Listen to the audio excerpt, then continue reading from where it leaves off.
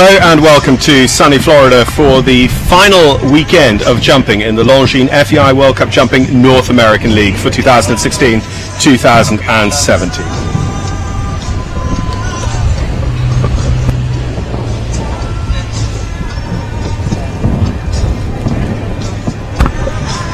So 7 on the west coast, 7 on the east coast, making this leg 14 of 14 in the North American League. Our next class, today's Longines FEI World Ranking class, the Hollow Creek Jumper Table A 1 round against the clock, is actually going to start just a little bit later than advertised at 3:15. So 3:15 start for our next competition. We'll talk to you just a little bit before then.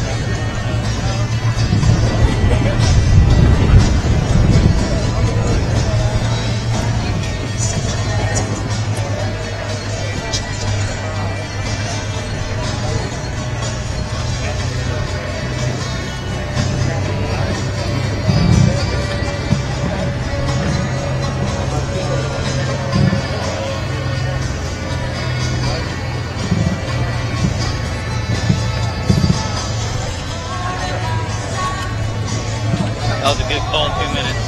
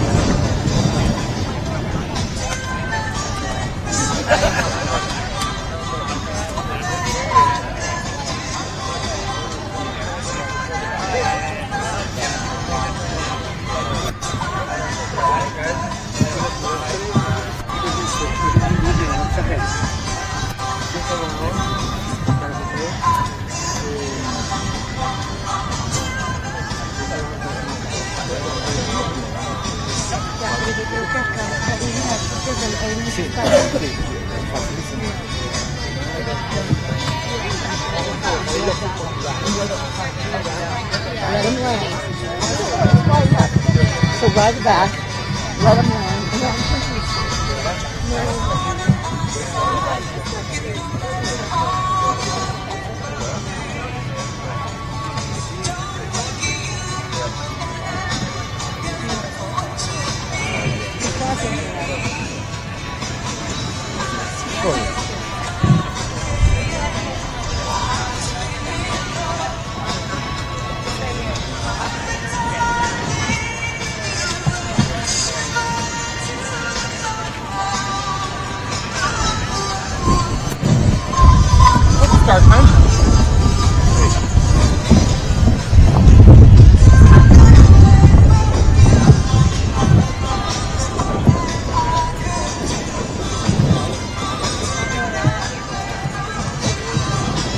final preparations underway, and we'll be starting the $35,000 Hollow Creek Farms 150 at 3:33 for the start time for this one. Of course, it is a world ranking class. It's also a great opportunity to see some of the partnerships that will feature on the FEI World Cup Jumping Qualifier this Sunday here at Live Oak International.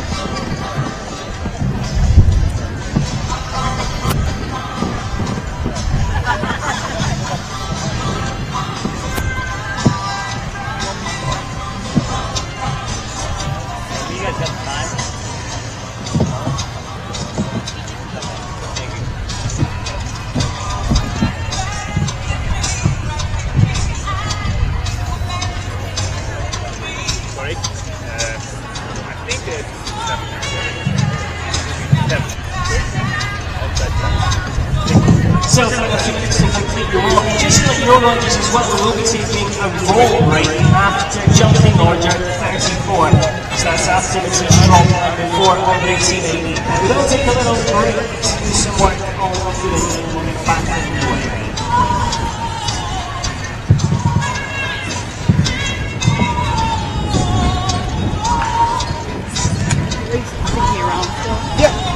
Just nice to have a nice.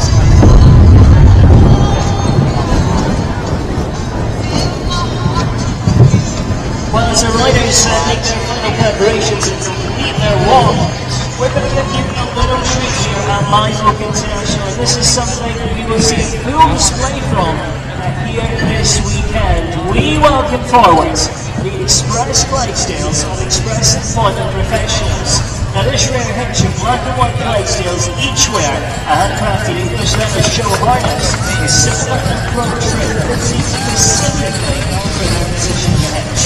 Each archery slender weighs about an average of 2,000 pounds and stands at approximately 18 to 20 pounds high. They are big. And it's equally a beautiful handcrafted wagon replica. The undercarriage and body were custom built based on a Studebaker design. And this handcrafted wagon line has the wheel and wagon features roll bearing wheels, brakes and lights and weighs over 3,000 pounds. Each vehicle is carefully constructed to mirror the high standards of quality, craftsmanship, and style prevalent in the original vehicles while incorporating design elements to create one-of-a-kind vehicles. The Express Clydesdales are internationally recognised team and the 2015 World Champion 8-horse hitch. Based on Express People Ambassadors helping to raise money for Children's Miracle Network hospitals and other charitable organisations. The listing of Clydesdales is on the road for over 200 days a year and has made many appearances all over the United States and Canada, including notable events such as the Macy's Thanksgiving Day Parade, the Rose Bowl Parade, the Hollywood Christmas Parade, and numerous other events across the nation. A staffing company built upon faith and helping people succeed, Express Employment Professionals utilizes its James and Giants as Neil in Oklahoma, and today the Express Ranches is the largest seed stock or producing operation in the US, providing state-of-the-art genetics. As a program producer of outstanding registered animals and medicine cattle, Express Ranches is paving the way for future generations of beef producers to have more options and resources to enhance their production levels. It's great to have them with us. They are the Express Clydesdales and Express Employment Professionals.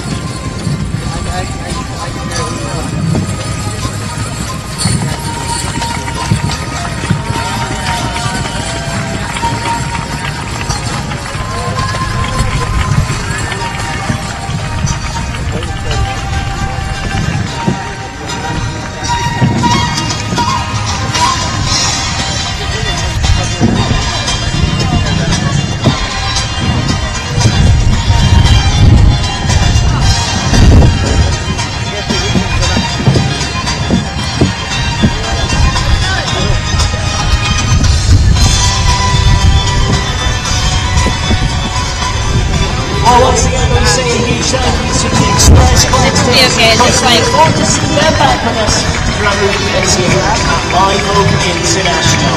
We're getting ready for the Hollow Creek Farm 1-year 50 competition. It is a world ranking class with $35,000 in the prize funds. And this is also the qualifier to see who will be allowed to compete on Sunday in the Longines FEI World Cup Jumping Qualifier here at Live Oak. Now this is a single night competition. We're under international rules. It's a 238.2.1. So what that basically means is each of our athletes will come in, they will get a tone, and they will head through starting. But as soon as they do, they will be looking for the turns and looking to push on, because it will be the fastest round with the lowest number of faults that will be crowned winner here in the Hollow Creek Farms 150. We'll have a look at the track and the time allowed in just a few moments' time. And of course, we will be underway at 3:15.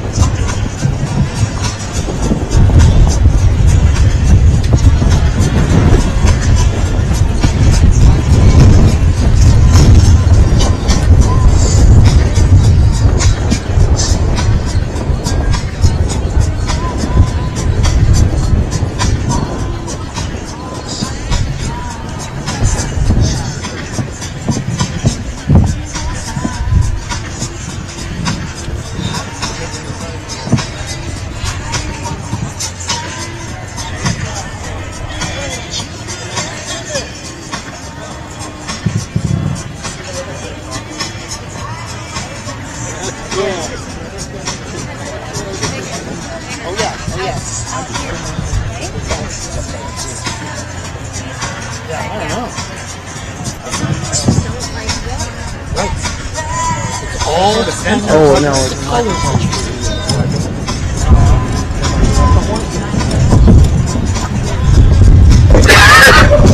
Well, hello and welcome to Ocala, Florida for the Live Oak International, the final leg of the Longines FEI World Cup Jumping North American League this season. It's day one of the show, and we have our Longines ranking class today.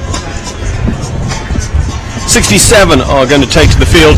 This class is a qualifier for Sunday's World Cup, so the best 40 here will be looking to come back on Sunday in that World Cup qualifier, and there's a lot of riders here for whom this weekend is absolutely crucial. And Christian Heineken, who we just saw there, he's one of them. He rides here on the North American League, and he needs to be in amongst the leading riders in order to get a place to go to Omaha.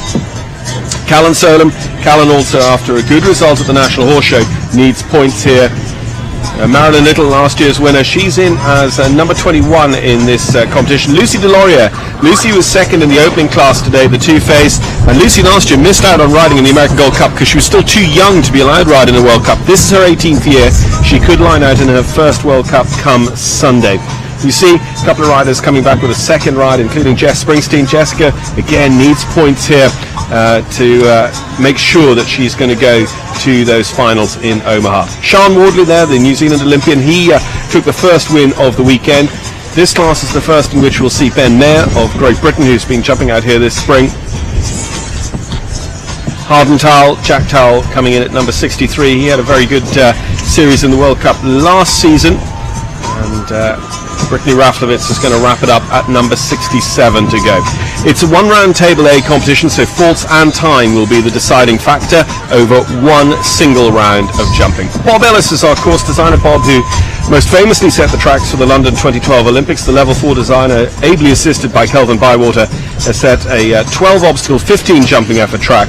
Well, we've got a 93-second time allowed, but as it's one round against the clock, we shouldn't see the time allowed play too much influence. It's all going to be about going as fast as they can, and the fastest clear will take the win and that guaranteed start in the World Cup qualifier on Sunday.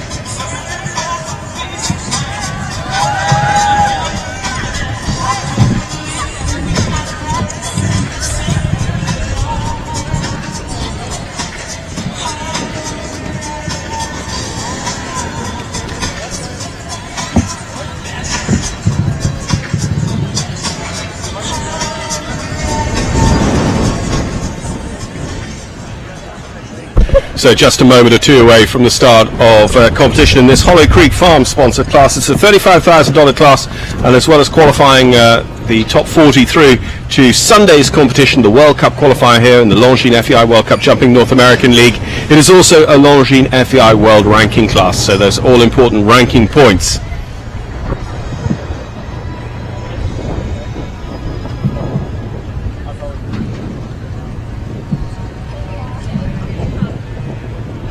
Longines FEI World Cup Jumping North America.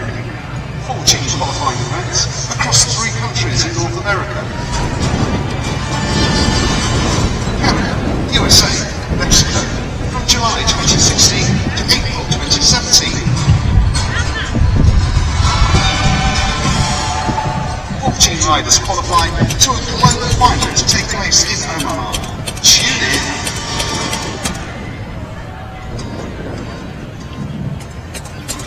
Glowing sunrises, the world begins to look different. Colors are more vivid. Contrast is clearer. Details are crisper. Wherever ambition leads, beauty follows. Polarized lenses that illuminate clarity what's below. Norwegian sunglasses change the world. They change the way you're seen. So saying a crucial weekend for a lot of competitors here at Live Oak. It's the 14th and final FEI World Cup qualifier in the Longines North American League for 2006-2017. And in North America, it's not just about being the top of that leaderboard. We've already ramped up the West Coast League. Always some riders here, but the top 3 riders, top 3 US riders off the West Coast, they go to Omaha. The top 7 US riders here on the East Coast, they go to Omaha. Interspersed amongst them, we might have the likes of Christian Heineken, Lyubov Koshitova, Germany and Russia. If they're within that qualification zone, so better than the 7th best US rider on the East Coast League, they qualify. Also, then we're going to send a rider from Mexico, and that's the top scoring Mexican rider across North America, both leagues. Canadians the same. 2 Canadians, I think it is, go, and that is highest point scorers across the continent. So we're going to see a strong field go to a home finals in Omaha, Nebraska in just 3 weeks' time. It's going to be a fascinating week of sport, but it's all going to come to the point here this weekend on the turf at Live Oak International in Ocala, Florida. To get there, though, we've got to qualify our 40 riders, and that is the purpose of this afternoon's class. The $35,000 Longines FEI World Ranking class, the Hollow Creek Jumper. It's a 1-round table A. Faults and time are the deciding factor. And a man who has been twice leading rider at this show, winner of the World Cup qualifier here 2 years ago with the great good luck, Cian O'Connor leads us off. The highest ranked rider on the Longines World Rankings here with us at World Cup. Cian was the individual Olympic bronze medalist in London 2012, won the Dublin Grand Prix, his home Longines Grand Prix in 2013, and just recently has been part of the Irish Nations Cup team to win in Ocala and in Wellington, and he took the Ocala Nations Cup Show Grand Prix win as well with Seringat. Today he rides Callisto, the 10-year-old by Quasimodo, owned by Ian O'Grady and Philippe de Belanda.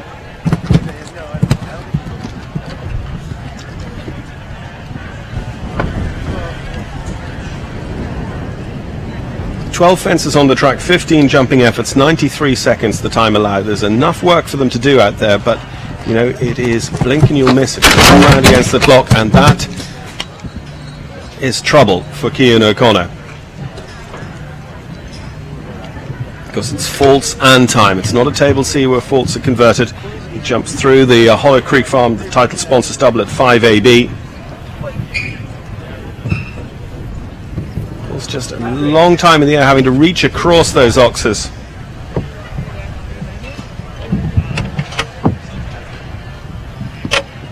And he's there at 47 seconds at the vertical at fence 8. And we'll keep an eye on that sort of time as we go through the rest of the class. We have this roll back then from 9, the Longines, and this final line in front of the public stands 10 to the triple combination 11 ABC. All these pale blue poles, the red and white plum centered, just drifting a little bit to the left, looking for the inside line on the distance here to the last. It's down as well, the front rail. So it's 8 jumping faults in 77.10. Now remember, faults and time, so Cian O'Connor, anyone who scores less than 8 faults will go in front of him on the leaderboard, regardless of time. And actually, just looking at that again, it looks like the horse had drifted so far left that Cian ended up having that standard down with his leg. It was difficult to just ascertain their line from that side-on view. Alexandra was 4th in a Grand Prix at the Winter Equestrian Festival in Wellington a fortnight ago. Jumped throughout the 3 legs of the Morocco Royal Tour last summer. Has been on French Nations Cup teams both here in America at Wellington and in Europe at Arezzo.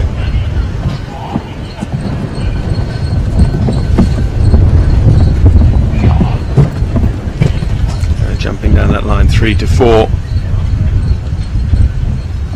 And this Hollow Creek double, jumping the opposite way now, but in the earlier class today, caused a lot of problems.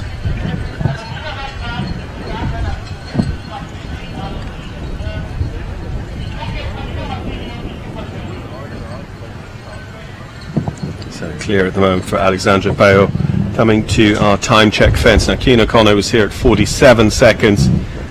Alexandra that little bit slower, 50 seconds, but of course Cian is on 8 faults. Alexandra could be our first clear round over this Longines vertical. Now right around the top of the arena to the final line.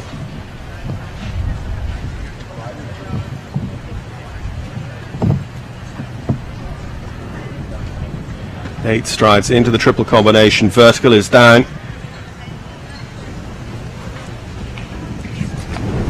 And clear the area out at the last. It's a 4-fault round, 80.53 seconds.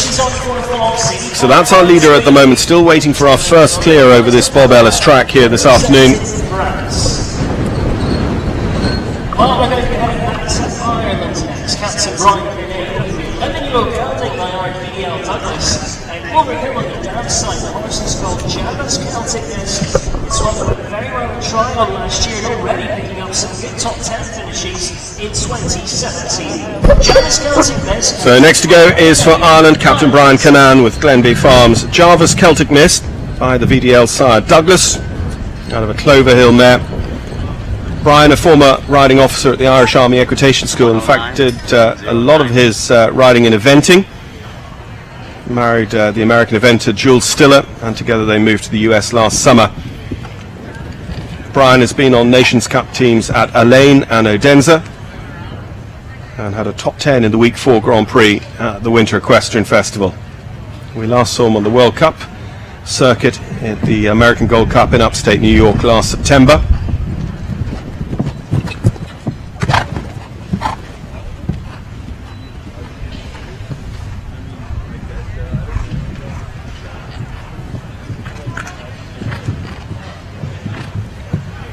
Through the Hollow Creek double, coming to this line of oxes across the arena. You see, every single horse has just had to really reach for those 2 fences. Brian's over that fence at 48 seconds, so that's competitive with what we've seen so far. Very early days in the class, of course. Comes to the final line. Can he give us our first clear round?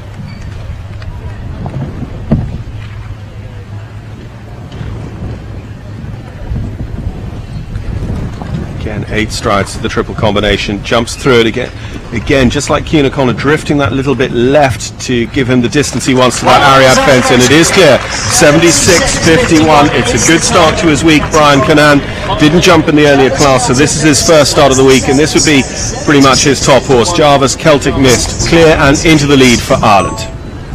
We had to our first representative of the USA here in the Hollow Creek Farms 1m50, and it is Andrew Ramsey. He's got a couple of really nice horses at the moment. This is one of them. It's an 11-year-old gelding by Spectacular. Just at the start of the final line here for Brian, you see him sailing out over that horsefly fence with the Irish bred Jarvis Celtic Mist. Andrew Ramsey, USA. Well, Andrew Ramsey, a former winner of the World Cup Qualifier at Las Vegas. He was top 10 there this season. Andrew ranked just outside the world's top 100. Rides the Stranger Group's Stranger. It's a syndicate-owned horse by Staccato.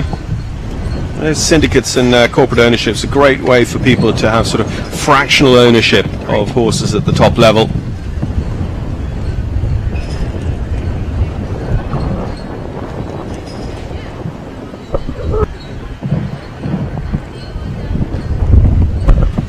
Andrew won a Grand Prix in Europe at Drachten, picked up points on this World Cup season as well as at Las Vegas, at Del Mar and at T-Bird in Langley in British Columbia.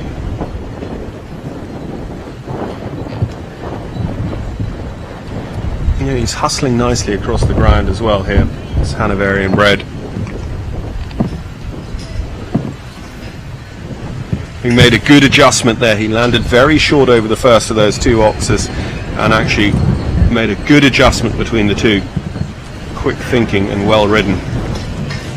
51 seconds over the Lugano Diamonds fence. So potentially he has a lot to do to catch up with Brian Canaan.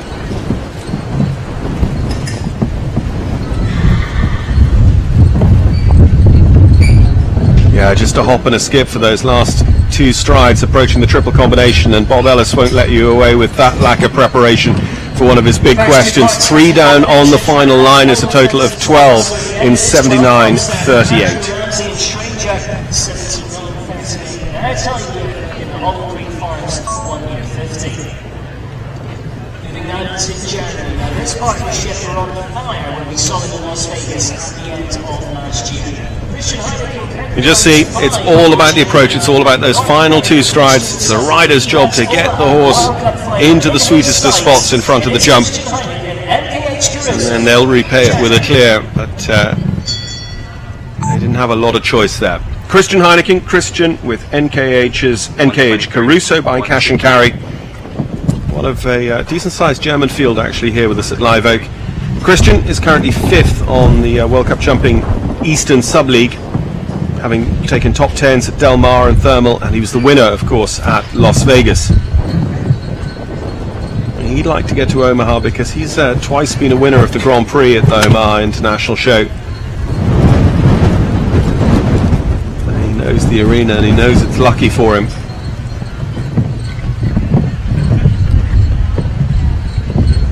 So he's a little bit to the left in the double. Is that going to leave him close to this line of two oxes? No. Beautifully done.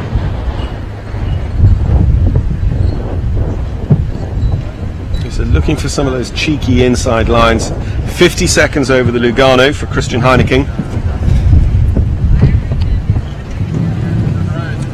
Here it is a 12 fence, 14 jumping effort, jump off really this competition. That's how much of a risk you're prepared to take.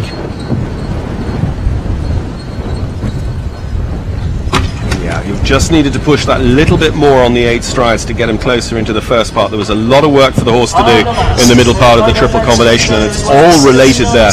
So not a lot of surprise to see the last down as well. 8 faults in 79.26. So still just the one clear round, and that's Captain Brian Canaan for Ireland. So much future is certainly bright for American show jumping. Jennifer Gates is definitely on that list. 190. We've seen her in World Cup qualifiers. You know, and that pole, the back pole there in the middle part of the triple combination, that came from his approach to the A part. He was just a long way off the A, and then having come through on the distance that Bob Ellis expected, he then had too much to do to get across that wide oxer in the middle part.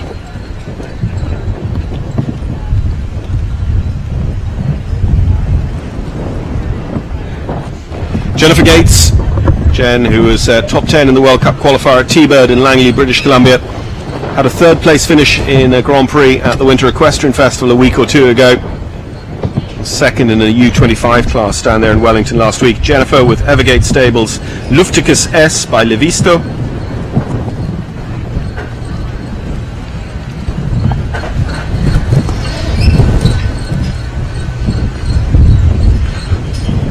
Unlucky to miss out on an individual medal at the North American Juniors a year or two ago, but took team gold with her area team. Just rattles the top of the Hollow Creek, and lands and moves on to these oxers. Again, she was coming in there at a decent pace and actually just again made that nice adjustment between the two oxers to get back into a good shape. Nice bouncy stride to the second of them. This is steady enough, 54 seconds, but you know, just looking at the way the class is breaking down already, a clear could see you comfortably into the World Cup on Sunday.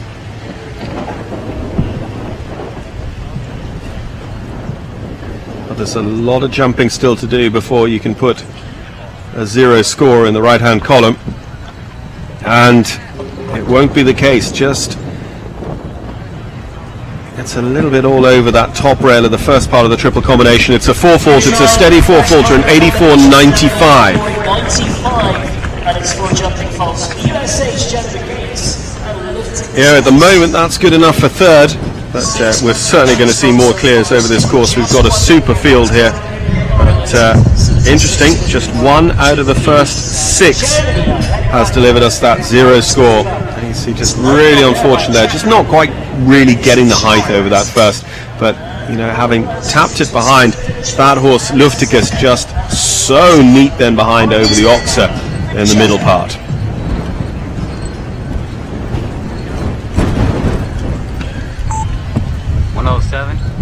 So a man who's won world and European team gold medals for Germany, Markus Beerbaum.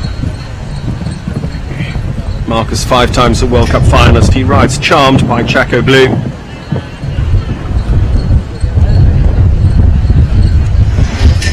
A good start to the day in the 2 phase, qualifying through to the 2nd phase with both of his horses.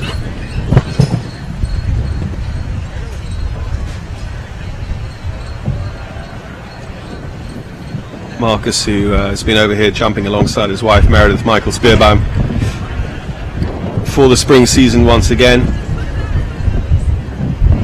He's not really riding at the very, very top level. We've seen him with a 2-star Grand Prix win at Madrid, a 2-star Grand Prix win in Austria last summer as well, but bringing up these young horses. But this World Cup weekend here is not going to be quite actually his weekend necessarily. 49 seconds though as he jumped that Lugano Diamonds fence, one of the fastest we've seen to that point.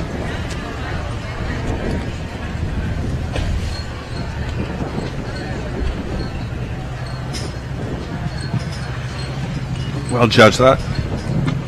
Nash really wanted to get down there, and again Marcus did his job. He balanced that 8 strides to get exactly where he should be in front of the triple combination, setting up that question and the last.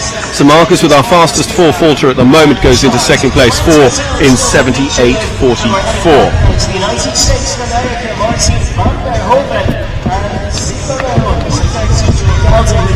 Well, what's interesting at the moment is not only is Brian Canan our only clear, he's our fastest across the ground as well in 76.51. So people have to both match his achievement over the fences and go faster than him. Nobody has managed either yet. US rider Martin van der Hoeven.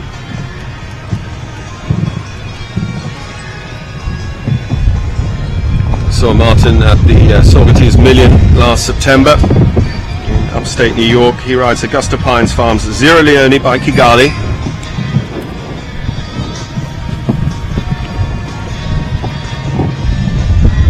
Martin had a good week also at the Hampton Classic last September.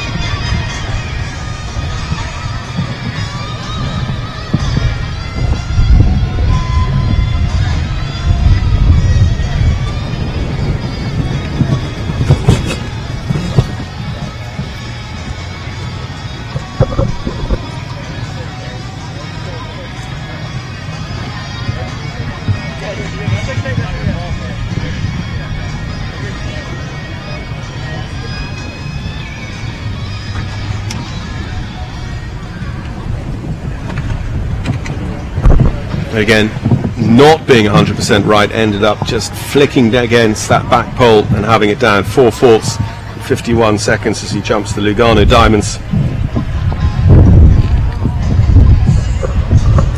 So our fastest 4-faulter is Markus Beerbaum, 78.44.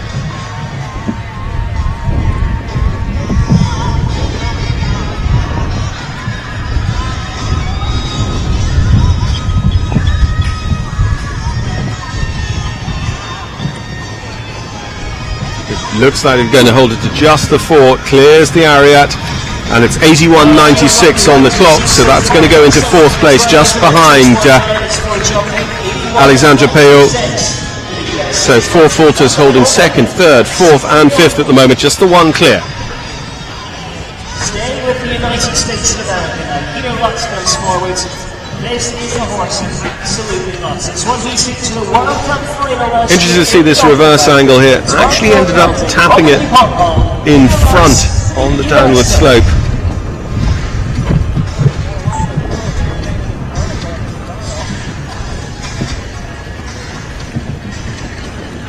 So Peter Lutz with Robin de Pontoul, horse by Elf D'Or.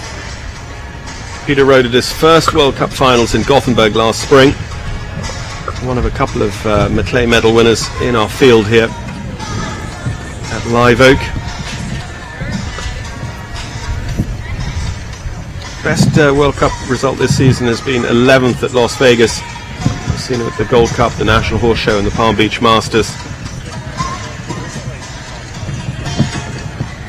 Certainly starting off like he means business against the clock here over this Bob Ellis track.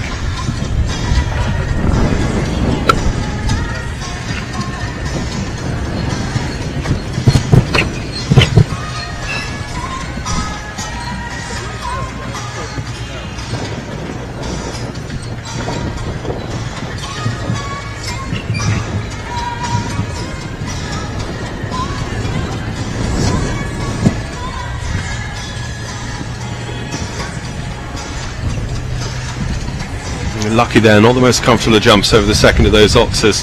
Just looking for his line now back to this Lugano Diamonds vertical. And it's a decent time, 51 seconds as he jumps that, so this could be in touch. The moment of clear is very valuable. It didn't look like the top bar went off that Longines, it did.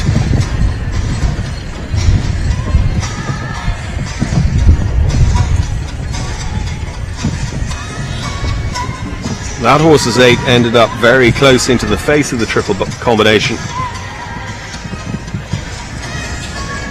So it's 8 faults in 81 seconds exactly. So that goes into 8th at the moment. 3 on 8 faults, Keane O'Connor, Christian Heineken and now Peter Lutz holding 6th, 7th and 8th in our order. She finished 8th with this horse literally just 2 weeks ago at 4-star level at the Ocala. Hilton, unbelievable, Brittany Robbins, USA. 170. Yeah, unfortunate there at the Longines, and then part of the triple combination down as well for Peter, making it a total of 8 faults.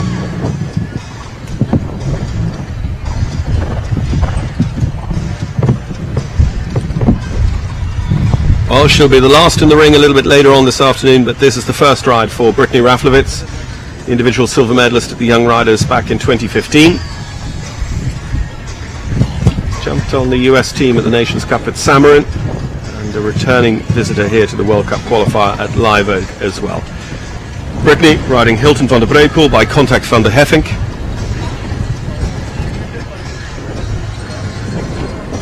Still just the one clear all the way around this track, and that's Brian Cannan for Ireland.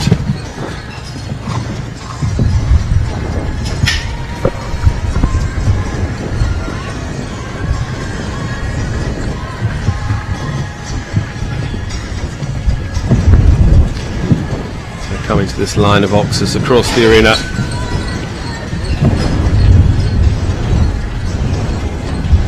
Nicely managed, jumped very big over the first, and Brittany just sat up, took a nice steady pace to the second of them. Steady all the way though as we look at that check time of 52 seconds.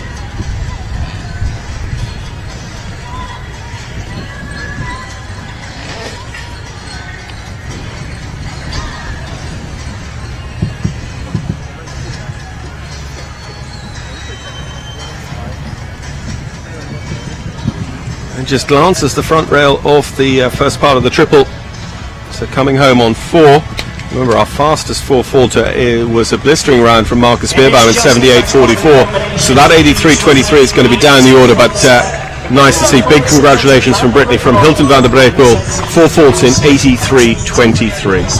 Long ways to go though, for that top 40 qualifying the Longines FEI World Cup jumping qualifying here at Live Oak this Sunday. Staying in the USA now in Walters. So just by the merest margin there with 4 faults.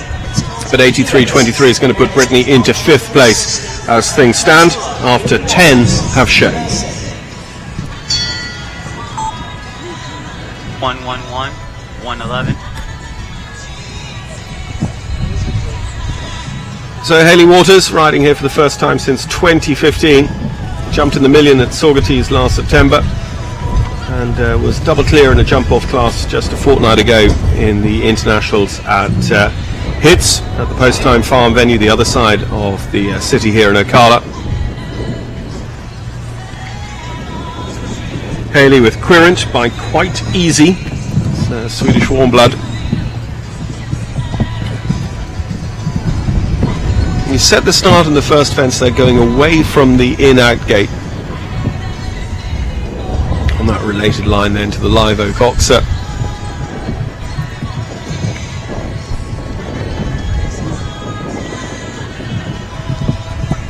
Just a bit more preparation in the corner. They ended up just not on a good one into that Kozequin skinny fence. So an early 4 for Hayley.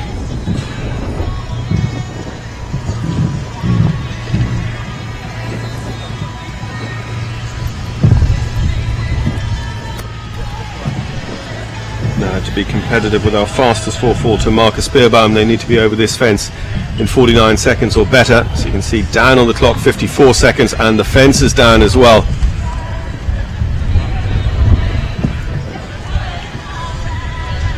So again, nobody can match Brian Canan's clear round, and nobody has beaten his time either. 76.51 on the final line now for Hayley Waters. Triple combination claims another victim. In and out.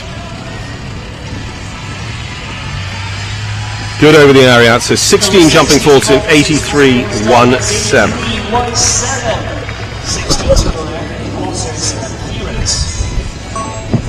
9.8 still leads the way. Sitting in second, our fastest 4 faulted Marcus Beerbaum, and that's currently in first. That's the one. You'll see this is their very first fence down, and as you can see, just ended up not in the sweet spot in front of the jump, and the horse really couldn't do anything but have the top rail off the vertical.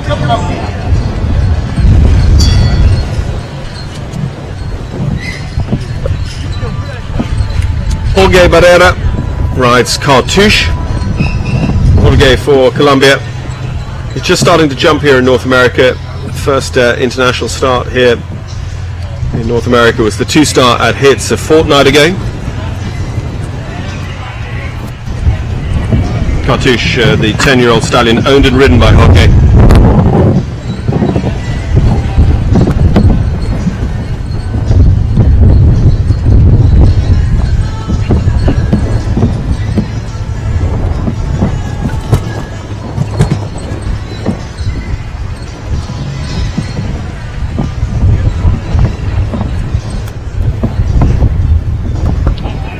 So coming to the Hollow Creek, already carrying an early pole. So Brian Canan's stint at the top of the leaderboard lasts another turn of the handle here in this Hollow Creek Farm sponsored $35,000 Longines ranking class. He's a long way off that Oxer Scopy horse.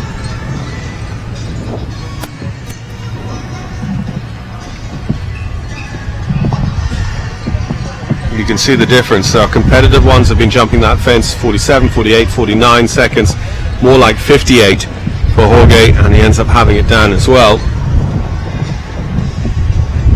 You know, he's on 8/4, but you start to just think in the back of your mind about time allowed as well, which is 93 seconds.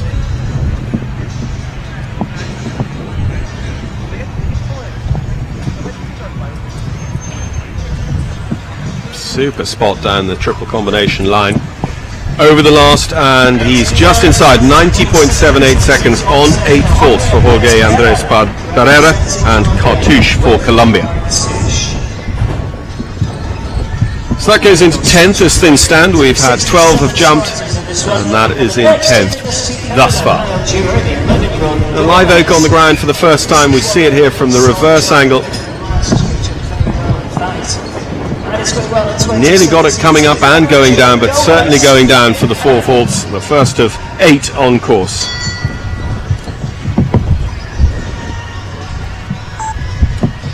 116. So Canada's Kyle Dewar. Kyle jumped the World Cup qualifier here last year. He'd like to do so again. Had some good national results in Canada, of course, and has been jumping the Horses in the Sun series here in Ocala, Florida.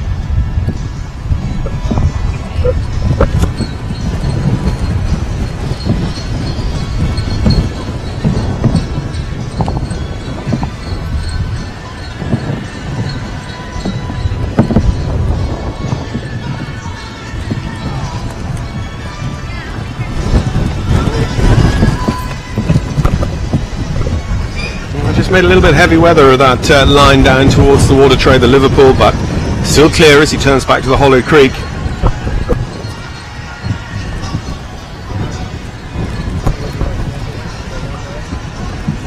Now these related oxes across the arena. See, and unlike some, he ended up having to land and push. You can see there with that decoration, Bob Ellis has given them a choice. Do they go inside? Do they go outside? 53 seconds as he practically bodily picks the horse up and over the Lugano vertical.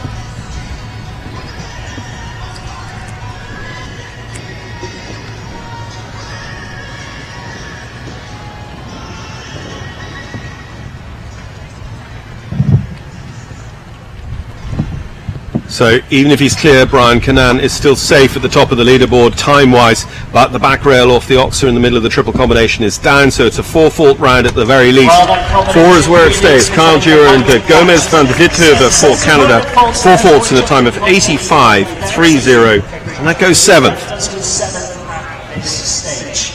Back to the United States of America, Abigail McCardle. 15-year-old gelding with really good breeding. This one's my heartbreaker. It's got dark. Just too much to do to stretch across that Oxer from where they were. And lucky it wasn't Oxer out as well. It's Kate, Abigail McCardle for the USA.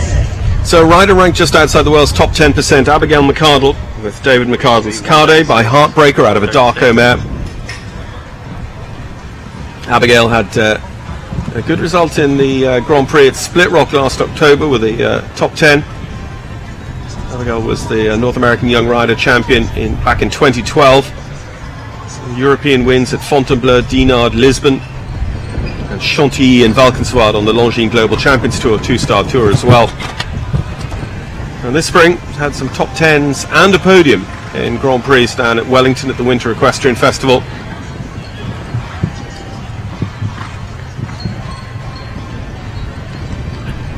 This is quick across the ground from this Belgian warm blood.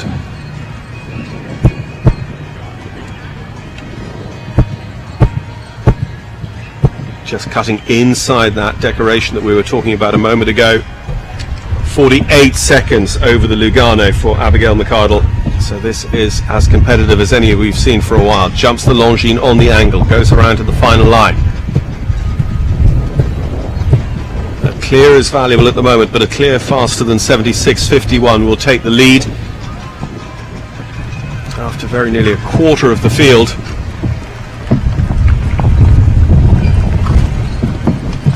There we go, it's 76.19 by just about a third of a second. She not only is our second clear, but she takes over the lead.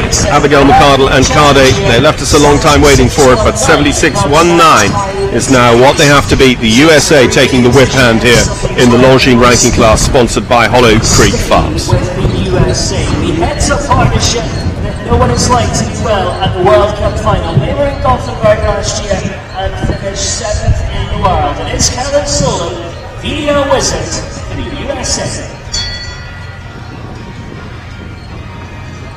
Well, Callan Solon finished second in the World Cup qualifier at the National Horse Show, and it was with this horse, VDL Wizard, High Gentleman, of an Ahorn mare. Callan really needs probably the win here this weekend to get enough points to go to Omaha. He was a Gothenburg World Cup finalist last spring, second in the Pennsylvania National Grand Prix, 186. and last summer part of the Hermes US jumping team and the Nations Cups at Rome and Rotterdam. 186. So 76.19 is what they have to beat now.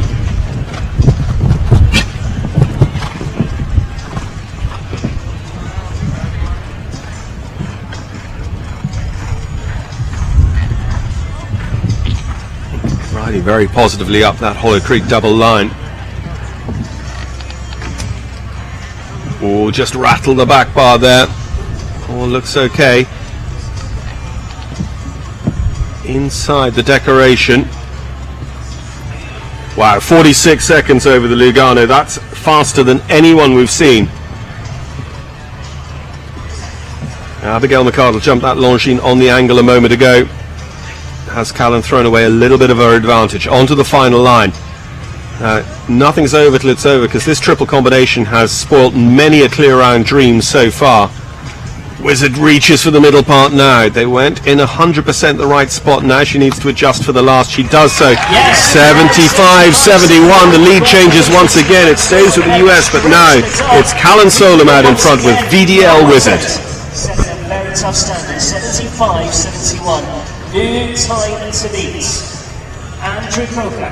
He's produced some great horses over the years, hasn't he? This is a fairly new ride for him. It's a 14. But look at this horse's ability to reach. A long way off the first part of the triple combination. So neat in the middle, because 99 times out of 100 a horse would have had that down being where they were. And then Callan made the adjustment she needed to be back in the right spot for the last.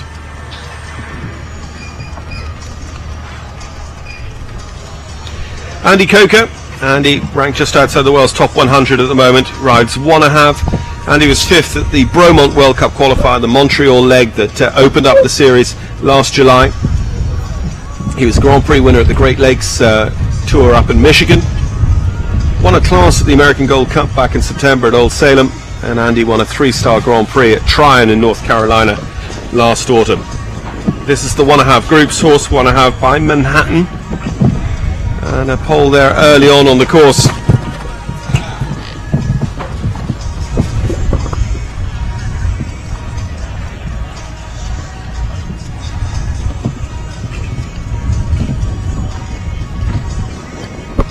So through the Hollow Creek double, Andy Coker. It depends how hungry they are, really. Is he going to try and take on Marcus Beerbaum's fastest 4-fault time of 78.44 and hope that that's enough to propel him through to Sunday? 50 seconds over the Lugano Diamonds, so he's in the zone for a competitive round.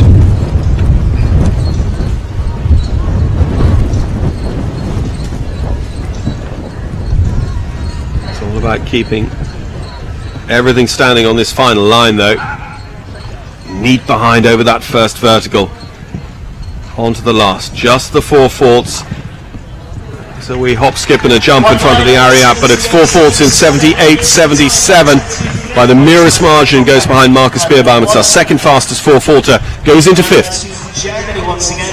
Andre Tini comes forward. He had a great start to his campaign here in London. Finished 3rd in the opening jumper class earlier. Different horse of course this time. It's a 13-year-old gelding. It's already been successful, giving him a win in Europe. A top 3 finish here in the USA recently as well. 192. Andre Tini. Yeah, again, we've seen that earlier on, people just not finishing off the corner and ending up on the half stride coming into that vertical at fence 3. Andre Thieme with Contendrix, probably his top horse by Contendro, out of a Cour de la Brière mare. Andre represented Germany in Nations Cup squads at Falsterbo and Sopot last summer, their big 5-star shows over in Europe. A returning visitor to us here at Live Oak as well, and here in the US, Andre has twice taken the win in those $1 million Grand Prix.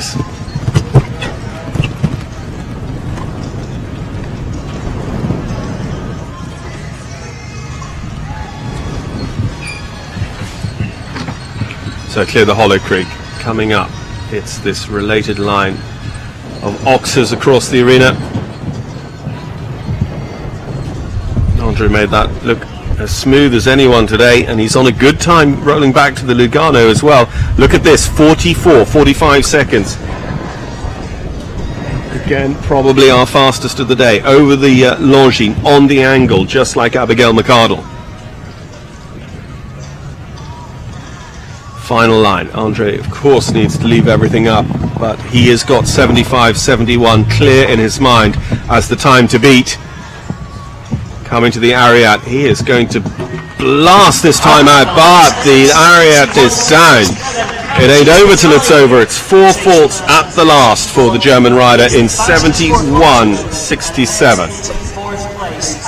So it goes into 4th. It's our fastest 4-faulter. But our 3 clears: Brian Canan for Ireland, Abigail McCart, USA, and our leader, Callan Solon for the USA, holding the podium spots at the moment.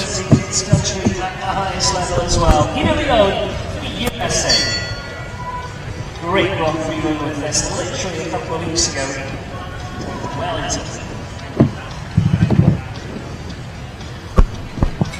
Well, I think it would have been a target very, very difficult to beat, and it might be so fast on 4 faults that he's still going to end up with a good result. Interesting to see. We're, say, maybe coming up on a third of the way through the draw, and just 3 clears at the moment. Peter Leone with Lionshare Farms Wayfarer by Lancaster. US rider is a regular here at Live Oak. Atlanta Olympian. We saw him jumping on the World Cup circuit at Deerridge. He's a former winner of the World Cup at the American Gold Cup and a 7-time World Cup finalist. Peter's championship career goes back to the 1982 Worlds in Dublin. He also rode at the 1996 Atlanta Olympic Games. He picked up a Grand Prix win in Wellington, Florida just a fortnight ago.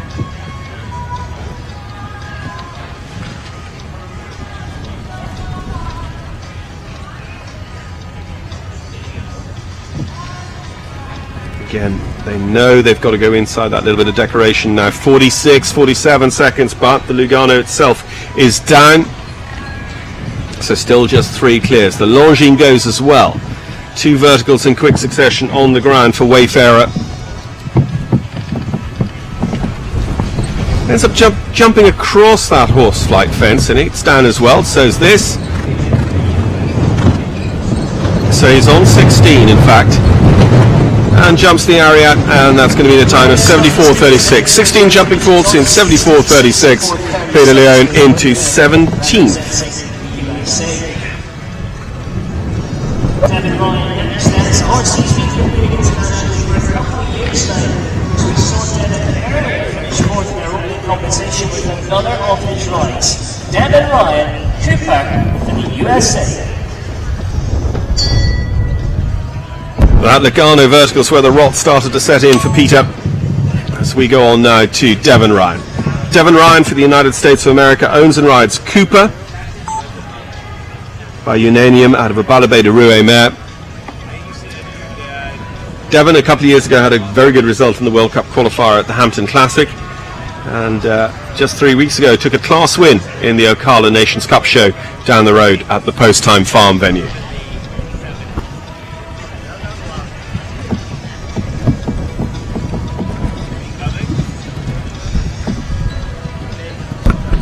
So in this Hollow Creek class, a Longines World Ranking class qualifier for the Longines FEI World Cup jumping qualifier, just 3 clears at the moment. The top 40 ranked riders, a poll there early on at the vertical at 3, and we've seen it go a few times. The Liverpool front rail goes as well.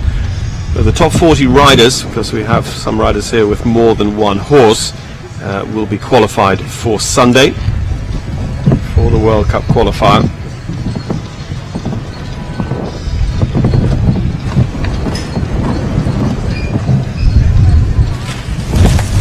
The 2 oxes coming back to the Lugano, but on 8 faults,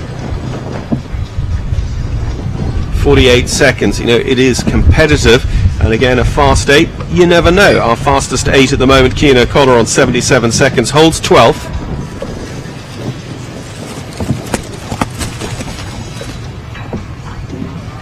I think 12 faults though is going to be a little bit too far off the pace. Call it 16. As the first part of the triple goes as well.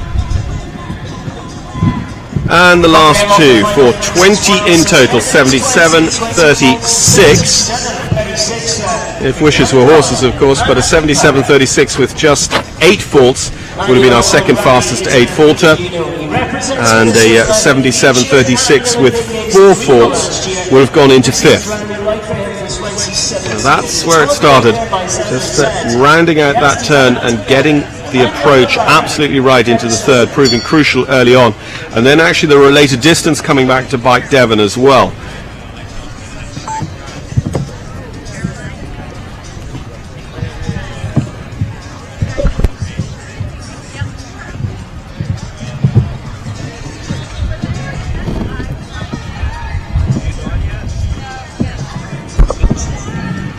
Emmanuel Andrade, Emmanuel with Rea Stelanutria by Zandozi out of a Canon mare.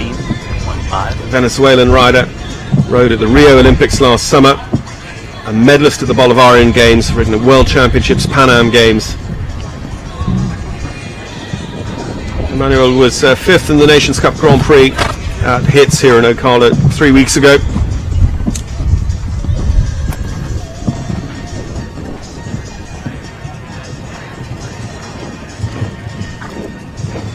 So clear through the Hollow Creek, and you also just get the sense that Emmanuel is hustling across the ground that little bit. There's the way this course is breaking down, there's no point in sitting pretty and riding for that steady clear. Now what he is doing is, whilst he is hustling across the ground, he's going out wide here to try and make sure of his jumps, and that's sensible as well. 52 seconds though just shows how he's moving. So again, out wide and straight for the Longines, coming to the final line. He might not go into the lead, but he might very well be clear around number 4.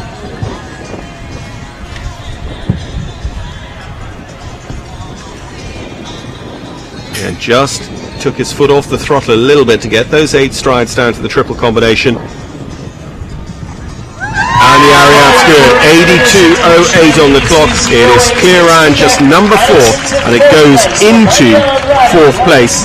But as I say, the way things have been shaking out, I think that means an almost automatic qualification for Sunday. We move now to Marilyn Winner. She'll be back to defend her title hopefully on Sunday. You were with us last year here at Live Oak. You've seen Marilyn ride to victory in the Longines FEI. Here we see just one of those times in the round when Emmanuel Andrade rode out wide, made sure of his fences. I mean, in particular, turning back to our time check fence, the Lugano. But balanced against that, he was over the Lugano in 52 seconds, which is not a million miles off the pace. So very good tactical round there from the Venezuelan Olympian. Last year's World Cup qualifier winner here at Live Oak was this lady, Marilyn Little. Marilyn with Karen O'Connor's Clearwater today by Clearway for the United States of America.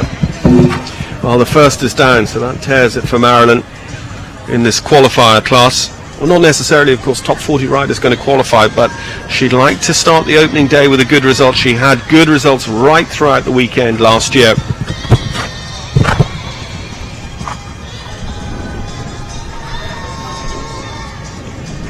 Marilyn, a top 10% world ranked jumping rider. She's also within the top 100 in the world of eventing. She's the current Pan Am individual gold medalist in eventing. She's the national 3-star champion in eventing, as well as, you know, lots of Grand Prix wins. She had a meter 60 winner at Spruce, Grand Prix win at Bromont.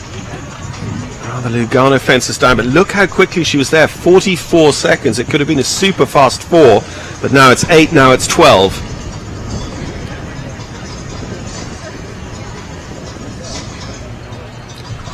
Can she hold it to 12 down this final line? That's the big question. There are a lot of questions to be answered on the final line here on Bob Ellis's track. And on the turf as well, there's not huge amounts of experience jumping on the turf at this time of year here in North America, but it is 12 falls and 72.70 for Marilyn Little. Going to go into 17th as things stand.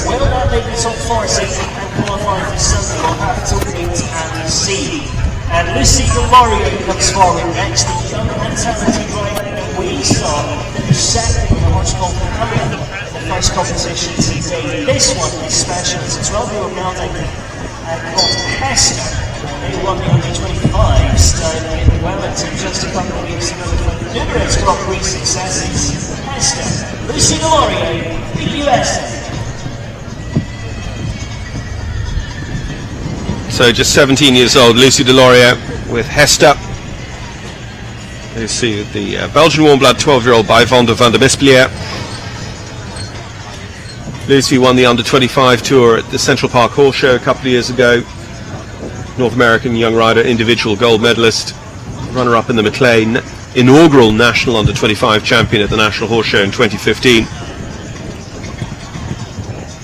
Lucy won a Grand Prix at Bromont last year, had 2 runner-up finishes in classes at the American Gold Cup, and although qualified in terms of results, wasn't actually yet old enough to ride in the World Cup come Sunday. Lucy on the top of the leaderboard earlier on today in the 2 phase.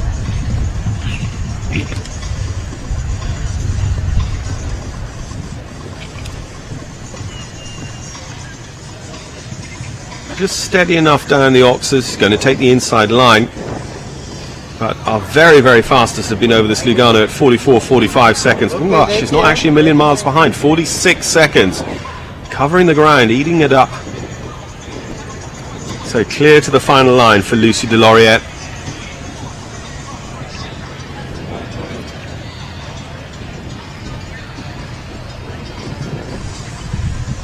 And interesting to see how those 8 strides really actually put that horse exactly where you want. Maybe a touch too close to the triple combination, whereas a lot of others have been that little bit further away. 72.90. She takes the lead and boosts her advantage by about 3 seconds. Lucy Delorier just that tiny bit slower than Andre Thieme, who has our fastest 4 falter, but Lucy and Hester are out in front, and I think they're going to stay near the top of the leaderboard here at Live Oak for quite some time in this Hollow Creek Farms competition. $35,000 Longines ranking class qualifier for the World Cup on Sunday. Todd Minicus, the USA.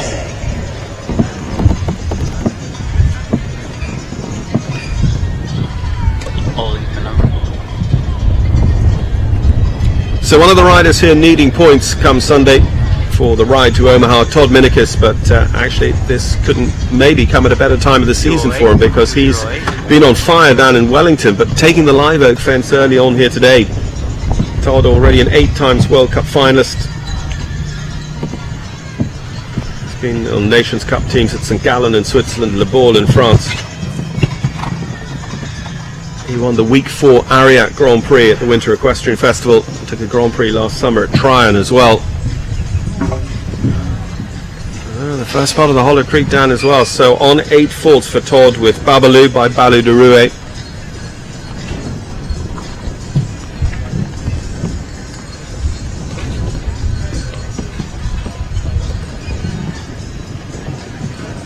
So rolls back and jumps the Lugano at 49 seconds.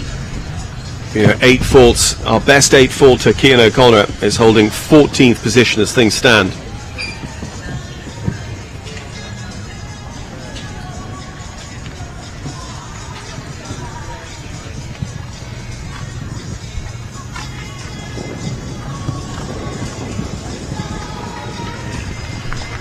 So 8 faults in 77.70. That puts Todd as our second fastest 8 faulter into 15th place at the moment. Aaron Pino coming forward next. So what are you accounting by that famous stallion for pleasure? This horse is called Finney. We know it has bags of scope. Because at the Washington International Horse Show last year, they brought out that big red wall for Brissons, and this was the combination that jumped the highest. So Aaron Vale with Finu. This was his World Cup horse at Washington. They were 5th, and he also rode this horse in the Puissance class with a high jump over the red wall, and ended up splitting that class, having been 2nd the year previously. Aaron took a class win here in the Ocala Nations Cup show 3 weeks ago. Aaron and Finu by 4 pleasure for the US, and the time to beat 72.90.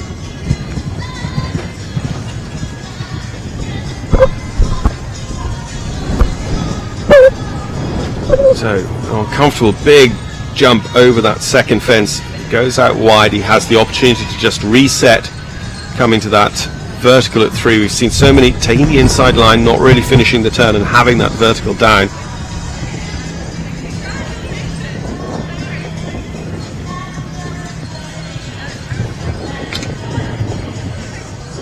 A long way off the second part of the Hollow Creek, but he's clear.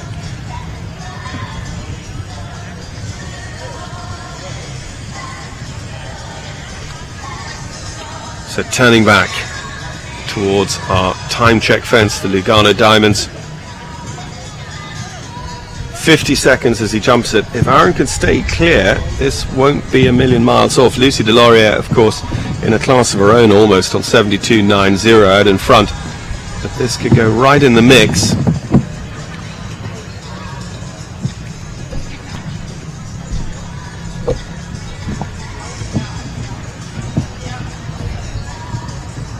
Just actually got the jump back, has jumped in quite flat to that triple combination. But there we are, it's clear round number 6. And Aaron Vale and Finu go into 5th on 79.93. 6 clears in total, and we've seen 24 combinations so far. Scott Keach joins us now. A great story about him because he represented his country in the Olympics in 1988. 26 years later, he headed to Rio with his very horse last year. It's the 12-year-old gelding by Kashmir Van Schuntehal. Feed on, Scott Keach for Australia. Holding the number. Holding. Australian Olympian Scott Keach. Scott, who rode at the Seoul Olympics and then at the Rio Olympics, is actually in equestrian sport. It might actually be in all Olympic sports the longest gap between Olympic appearances. He rode at Seoul as an eventer, at Rio as a show jumper. He won the Nations Cup show Grand Prix at Ocala this time last year with this horse Fedor by Kashmir Van Schutteshoff. And Scott, 2 years ago, was 4th here in the World Cup at Live Oak.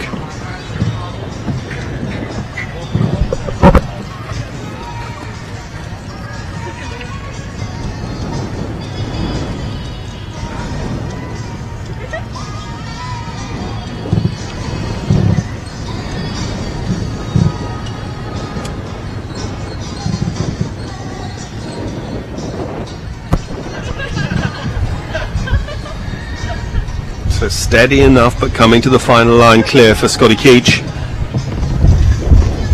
Jumps out a little bit to the right over the horse flight. Rides that line now. You can see him all the way down that triple combination. First 2 parts, he's just that little bit right of centre, just adjusting back on from where he was over the horse flight. And that is big disappointment there to have 4 at the very last. Really nice round, but sadly 4 faults in 85.82. And of course, having taken it steady all the way around, Scotty then ends up down in 15th spot with a time of 85.82 and the 4 jumping faults. Jumping qualifying here on Sunday. Do make sure you come back for that one. We go from one Olympian to another, heading to Ireland next. Well, bang to rights, in fairness. Caught that area plumb behind.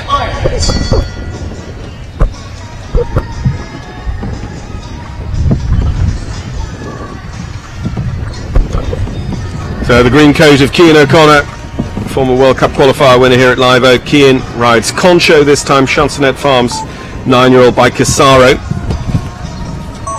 Cian was our very first in the ring. He set a good pace, but unfortunately 2 down with Callisto. Grand Prix winner at Ocala 3 weeks ago with Seringat. The horse he was on 2 Nations Cup teams in quick succession here in Ocala in Central Florida, and then just last week down in Wellington,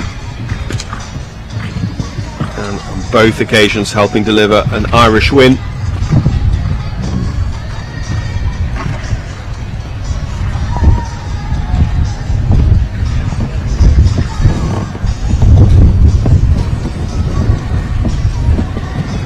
So rolls back to the Lugano. It's a good time, 48 seconds. Very comparable to his first round time as well. You see that with the very, very top guys. You know, they ride the same plan and it ends up being very consistent. Horse flight is down, so 4 faults. Still just 6 clears over Bob Ellis's track. The middle part of the triple combination and the last down. Suddenly it's 12 faults for Cian.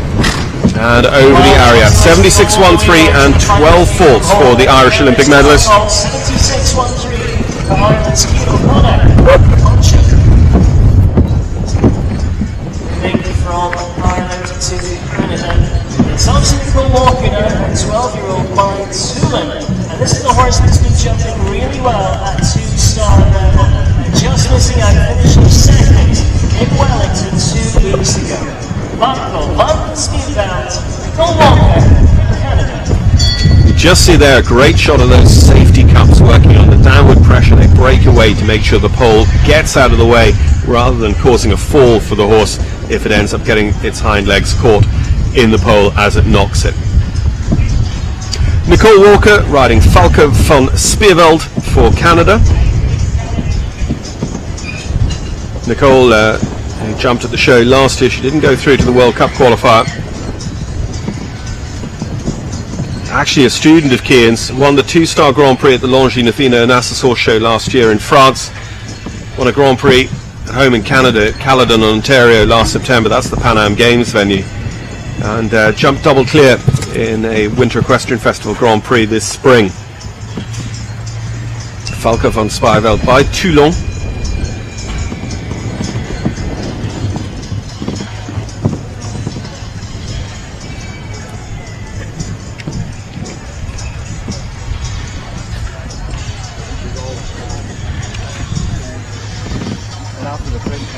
And Kian has a great group of riders around him. You can see he's really starting to make his name as a trainer as well. 50 seconds there.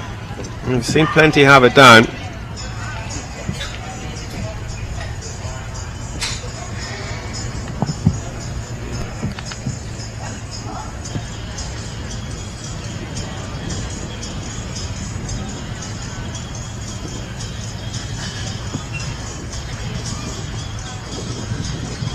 So just the one down, coming to the last.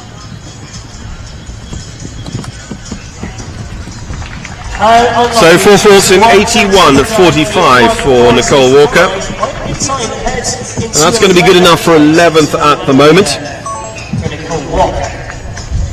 We saw Christian Heineken a little bit earlier, and he is back once again. We're not a million miles away from halfway through the starting order. We've got 6 clears. 10 further riders then on 4 faults. Nicole Walker just showing a lot of class down this triple combination line. Just so unlucky to have that Lugano Diamonds vertical in the middle of the course down. On course, Christian Heineken for Germany. Christian, who lies 5th on the North American League East Coast Sub-League at the moment. Remember, he has to get points this weekend to stay within the 7 qualified US riders to be issued an invitation himself for Omaha.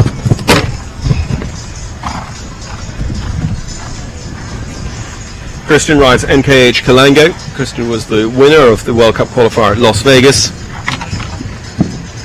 We haven't seen it gone too many times, but the vertical down there coming out of the Hollow Creek. So now the race is on. Andre Thieme for Germany is our fastest 4-faulter. In fact, our second fastest 4-faulter is Markus Beerbaum. Are we going to have a rash of German fast 4-faulters? 47 seconds over the Lugano Diamonds time check fence for Christian Heineken.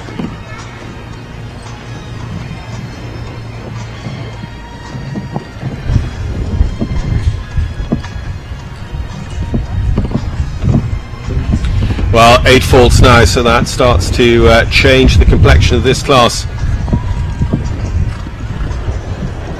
Nicely through the triple combination. Just one more to go. Can he hold it to 8? Becomes our 6th horse and rider combination to score 8 faults. It's 77.27 on the clock for Christian Heineken. And that goes 18th as things stand.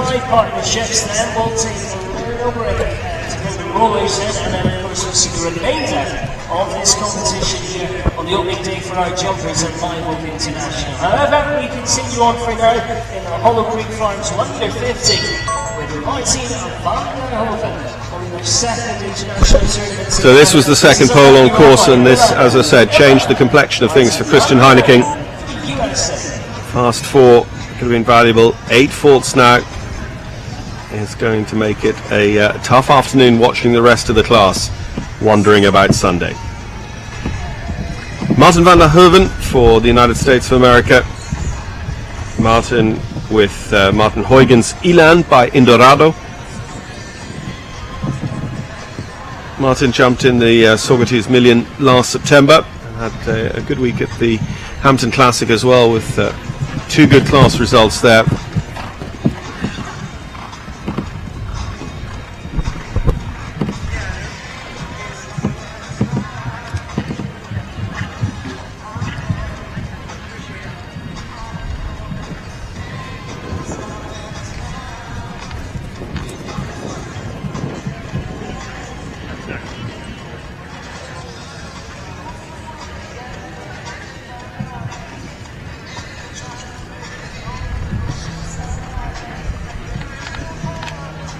47 seconds over the Lugano. It's still clear at the moment for Martin van der Hoeven.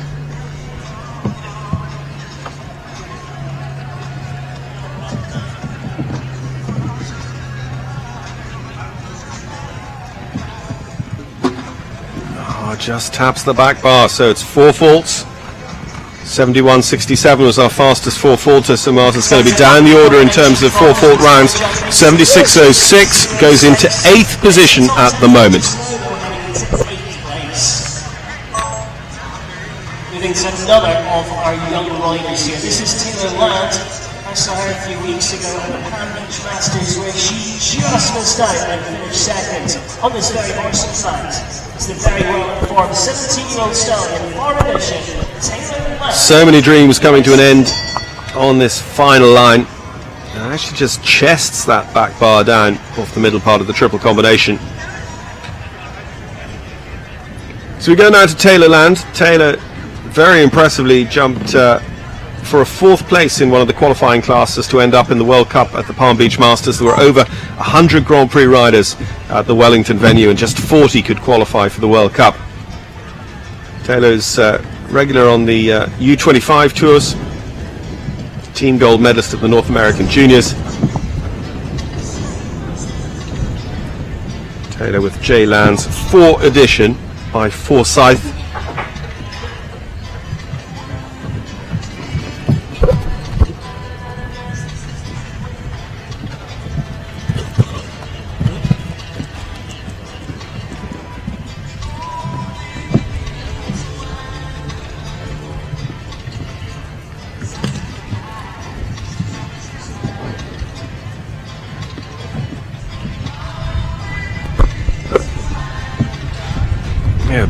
Great spot at the first of those oxes, had to then ride the adjustment. This is inside then outside, inside the horse flight, outside the decoration, turning back to the Lugano Diamonds, 49 seconds over the vertical.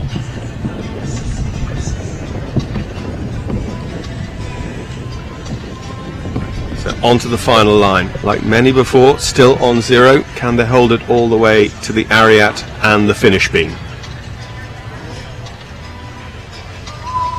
Edition just getting very forward for her, and it ends up having the first part of the triple combination.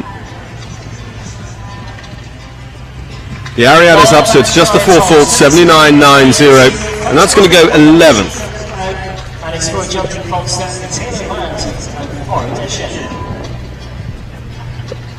Hunter Holloway comes forward next. Her and this horse really are on fire at the moment. Having a great 4-star win here in Ocala. Right about this time last month, in fact, it's the 11-year-old. And this is it, and you could see Taylor just having to work on that ride down from the horse flight into that triple combination, but the work just didn't pay off. They couldn't just get back to where they needed to be for that first part of the triple.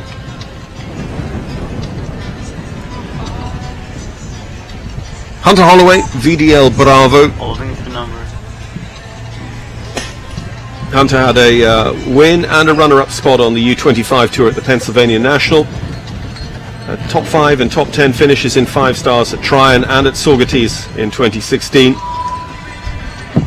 And another class winner from the Ocala Nations Cup show here in Central Florida 3 weeks ago. VDL Bravo S by Efid Forever.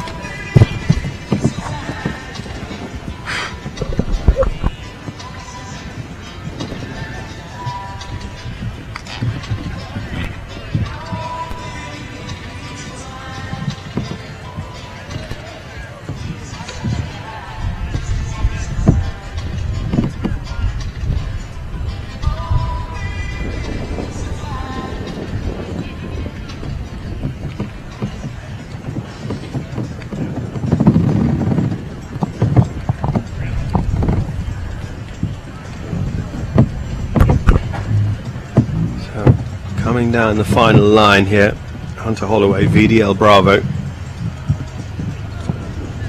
6 clears to date. Big jump from Bravo over the middle part of the triple combination, the Oxa. They clear the Ariad as well. It's 75-72 on the clock, but most importantly, it's clear. It goes into third place. Lucy Delorier still leads, Callan Solom in second, but Lucy so far in front, about 3 seconds in front of Callan Solom, with a time to beat of 72.90. But a great result there for Hunter Holloway, into third in this Longines ranking class, the Hollow Creek jumper competition, also serving as the qualifier for the World Cup class here on Sunday at Live Oak, part of the Longines FEI World Cup jumping series. Finished second at the American Gold Cup at the Longines FEI World Cup qualifier there. Charlie Jacobs, Castle S. 132. USA. 132. So two-time World Cup jumping finalist Charlie Jacobs, he rides Cassinia. Cassinia by Carino. Charlie was top 10 at Bromont and the runner-up at the American Gold Cup.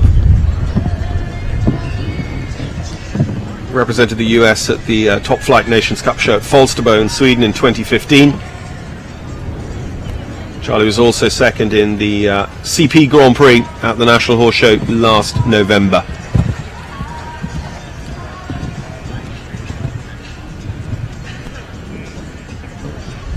Charlie, again, he needs points this weekend to help secure his spot at Omaha, which would be his third finals.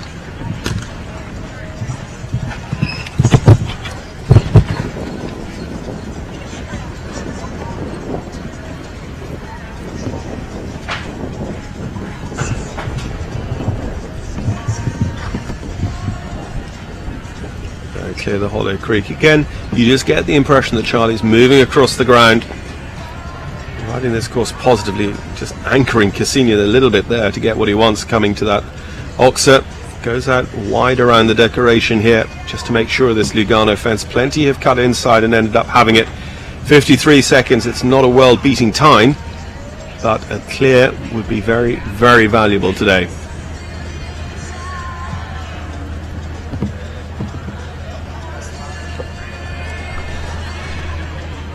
So final line, plenty of questions still to answer.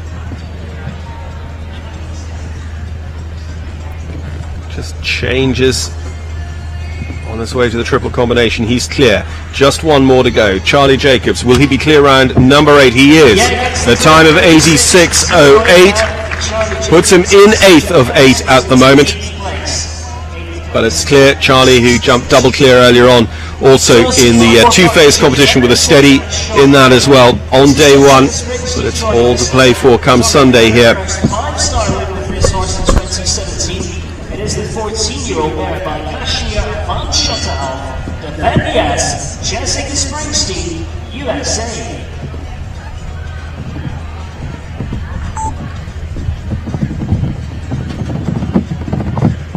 153, 153. So Jessica Springsteen on track now with Devendi. Jessica won the Saugerties Million last September. She needs a result this weekend as well. 27 points on the league at the moment. She's been on winning Nations Cup teams, including at Dublin in Ireland back in 2014. A former winner of the Maclay Medal as well. Jessica has, in her career, won the American Gold Cup. Had some good results in Europe, top fives and Grand Prix like Valkenswaard and Monaco. We just asked a lot of the horse there at the A element of the Hollow Creek, but Devendi answered.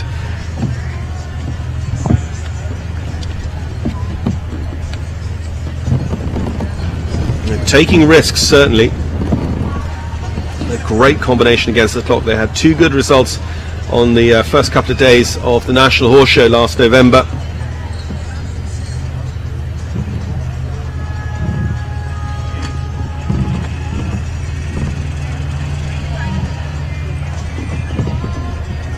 So sailing on down towards home. 72.90 to beat.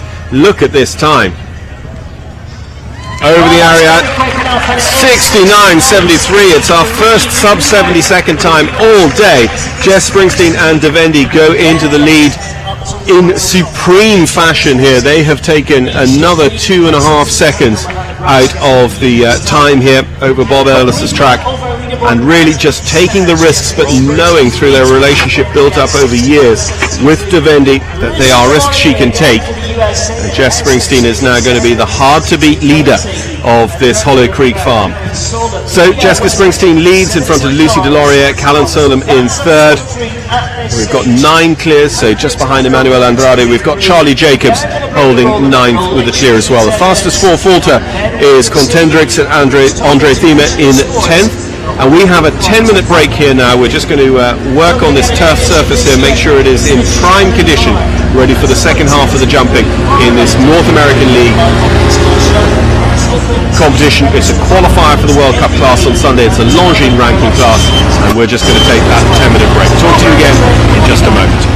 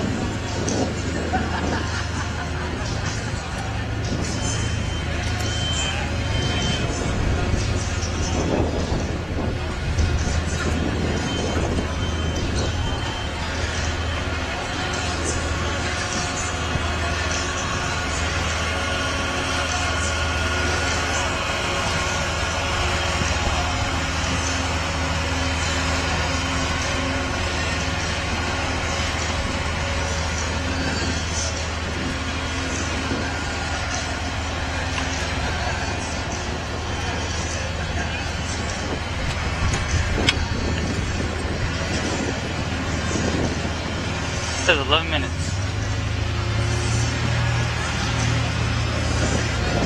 Switch them out. Okay. 11.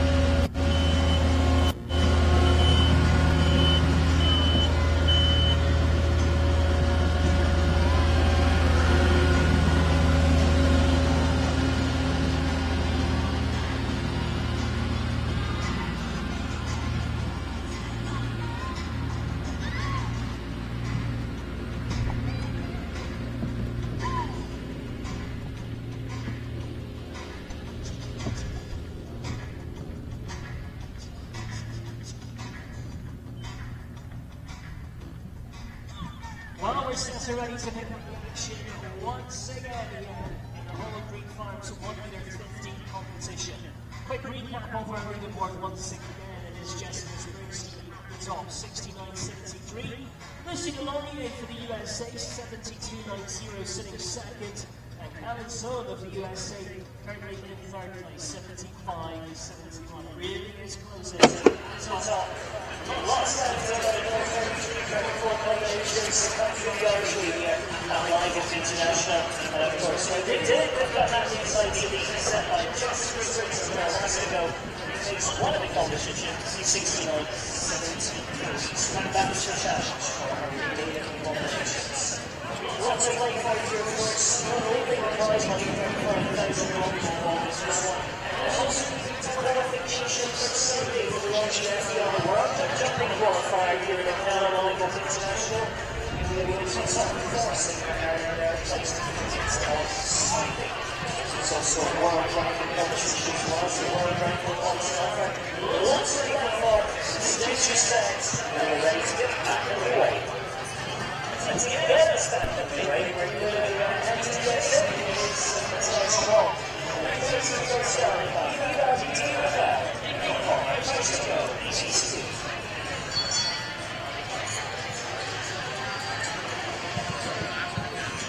So welcome back to the Hollow Creek sponsored $35,000 Longines ranking class here from the Live Oak International scene of the 14th leg of the Longines FEI World Cup Jumping North American League for 2016-2017. At present, Jessica Springsteen leads clear over this one-round Table A track with a 69.73. Lucy Deloria is in second, Callan Solom in third, and we've had 9 successfully negotiate the course clear. Matthias Tromp gets us back underway with Swede Ventures Avon by Kidam de Revel. Matthias jumped in the National Under-25 Championships at the National Horse Show last November. Twice a team gold medalist at the National Young Rider Championships, the North American Young Rider Championships. And was a runner-up in a meter 50 jump-off class at the HITS Post-Time Farm venue here in Ocala, Florida a couple of weeks ago. Setting off very positively over this track designed by British Olympic course designer Bob Ellis, assisted by Kelvin Bywater.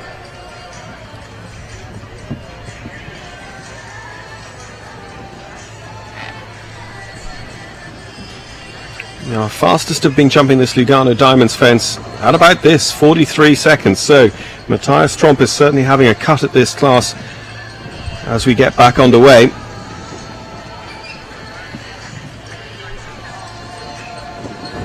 But so many dreams have come to naught on this final line, which includes the triple combination. Matthias just made a big adjustment at the last moment, but it has worked for him. Oh, rattles the front of that Ariat. He can't touch Jessica Springsteen out in front on 69.73, but it's into second place with that time of 71.37. That is 10 clears now.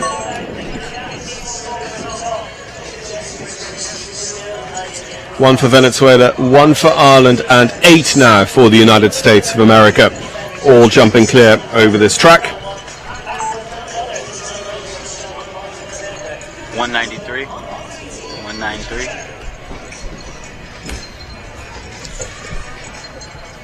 Well, very fast with 4 faults on his first ride. Andre Thieme is back with us for Germany with Suzanne Lehrfield's Cupertino by Contender.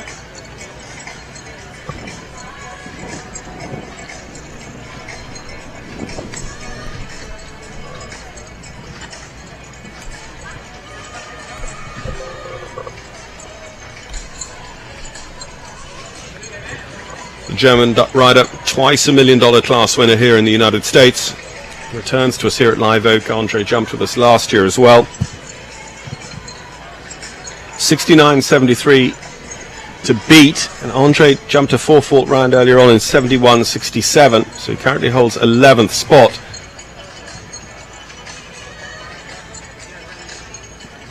And that fast 4-fault could easily end up in the qualification zone. Well, we haven't seen that one go too often. So 4 faults,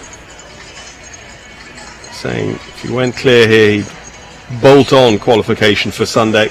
But the top 40 riders will qualify. It's 8 faults now, though, for Andre Thieme, so he'll be relying on his result with Contendrix to carry him forward to Sunday.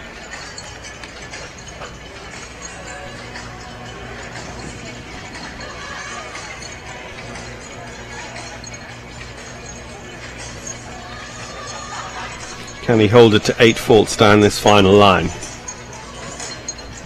No, first part of the triple is down, middle part of the triple is down, last part stays, so he's on 16 faults. and clear the area out to complete. So 16 faults in 84.10. So still holding on to 11th with Contendrix, but Cupertino down there in 34th.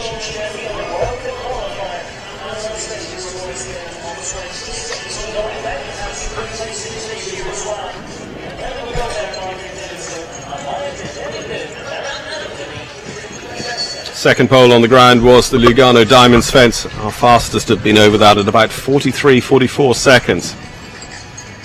Cara Anthony now with Aima de la Demi-Lune.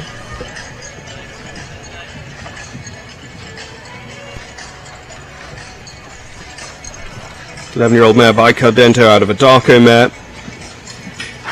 Karu was 6th at the Royal West World Cup qualifier and picked up points at Las Vegas and Thermal. Represented the US on a Nations Cup team in Buenos Aires in Argentina a couple of years ago.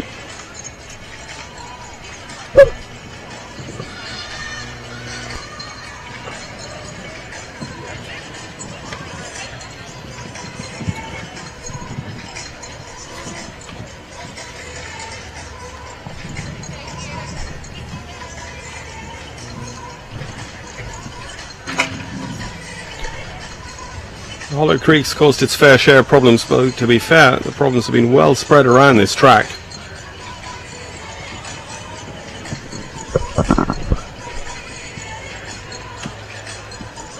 Fastest 4 currently holding on to 11th place. 49.50 seconds jumping over the time check fence means that they're not going to be challenging for fastest 4. Cara will be sitting up trying to hold at 2-4 faults.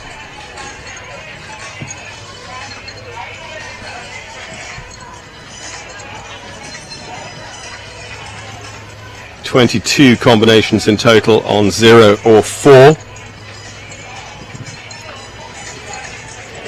And now there's another one. 4 faults in 80.38 seconds for Cara Anthony.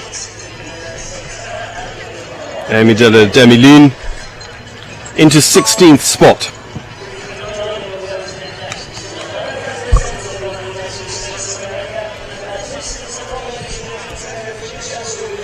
So this was the running pole, just coming away from the in-out gate off the bottom of the ring of the Hollow Creek, coming down heavy on that back bar.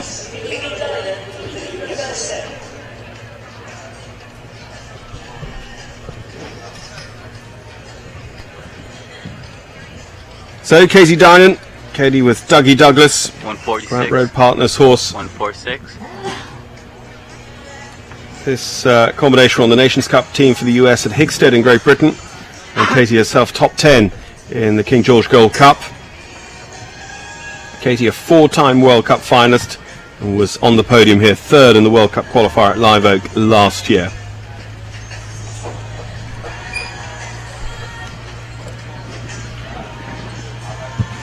Dougie Douglas, Holly Gillett's Nations Cup horse for Great Britain, was the sold at auction in Ireland a couple of years ago. I think the most expensive show jumper to ever be sold at auction in Ireland.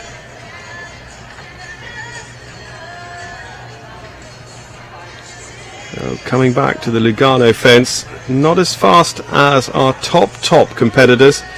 48-49 seconds won't leave them a million miles off the pace, but what Katie really wants probably today to set her up for the weekend with this horse is a clear round.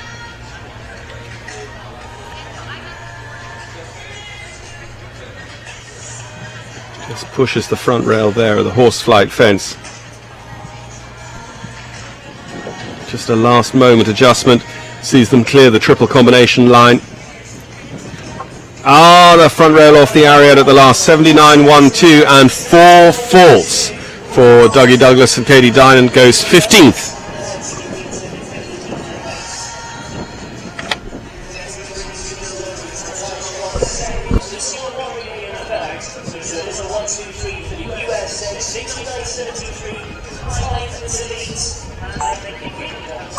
Just see the reverse angle on this area. You can see how you're very much going into the mouth of the beast there for the in-out gate, and sometimes just take a little bit of the rhythm and energy out. number. of the horse at the last. Number. That's why you've got to concentrate right the way to the finish beam. Really unfortunate there for Katie Dynan.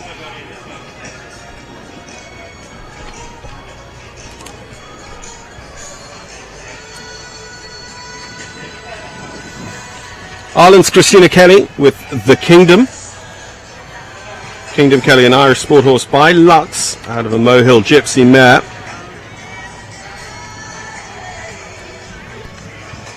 Christina jumped at the Hits Nations Cup show here 3 weeks ago, including qualifying for the Sunday Grand Prix. And these have been Christina's first international competition since 2011.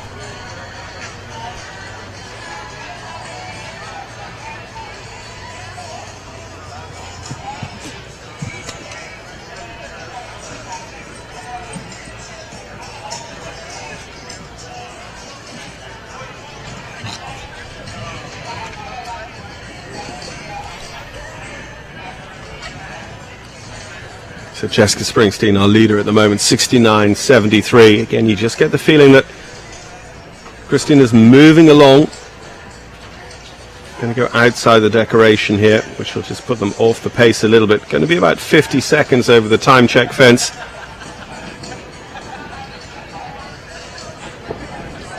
Ten clears to date. One for Ireland, for Brian Cannan. Can Christina Kelly make it 2 for Ireland?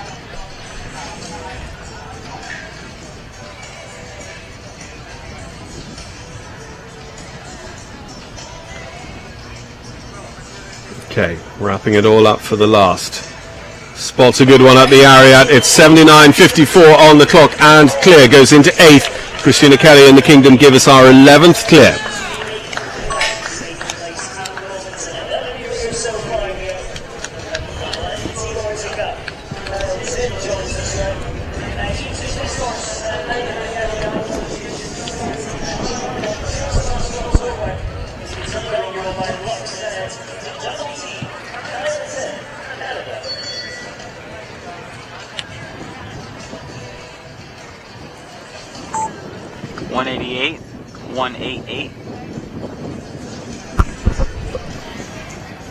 To Canada for Kyle Tim now. Kyle with Apex Equestrian Centre's double team.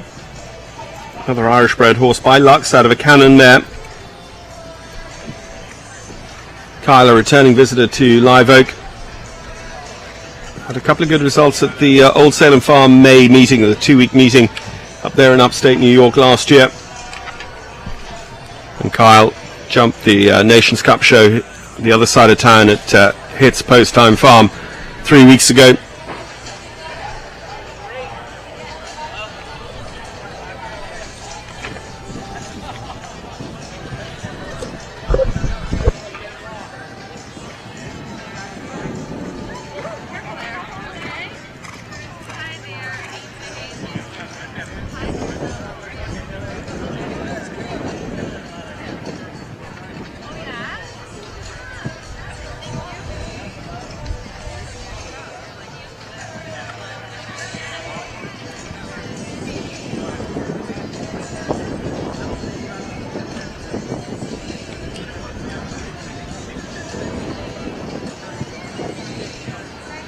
So steady enough, 55 seconds over the Lugano.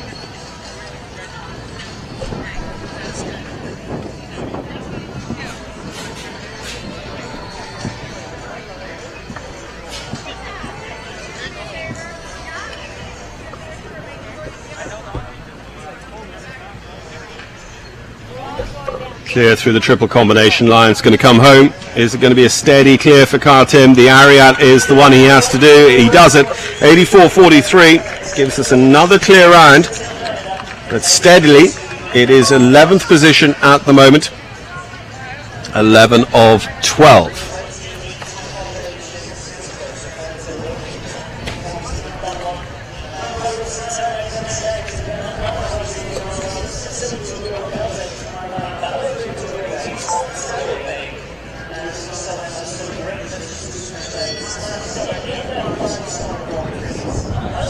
$177.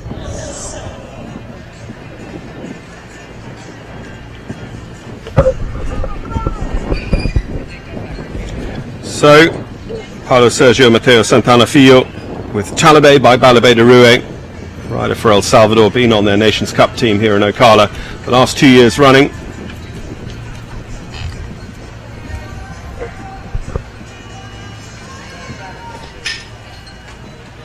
Carlos won the Florida World Cup qualifier before when it was in Wellington. Jumped well in a couple of meters 60 classes up in Spruce Meadows last summer.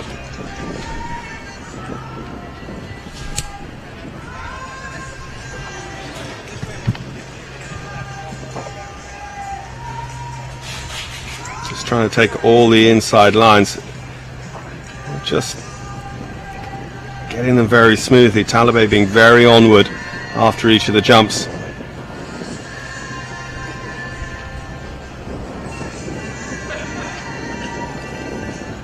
So clear that double of oxes. Rolling back again, just missing his turn inside the horse flight, and that's broken their rhythm. Going to be over this Lugano fence at 49 seconds. It could have easily been 46 or so.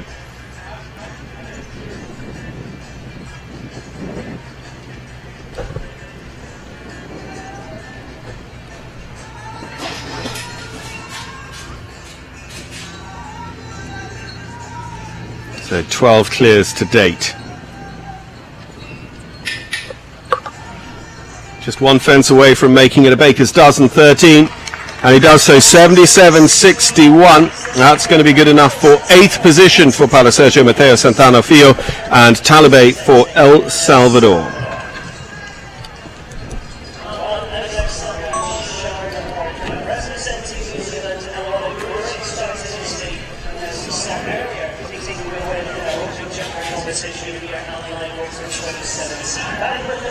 Great to end up on a clear. It could have just been that little bit faster, but there's the balance of not only today's result and the Longines ranking points, but nailing down that qualification for Sunday for the World Cup qualifier.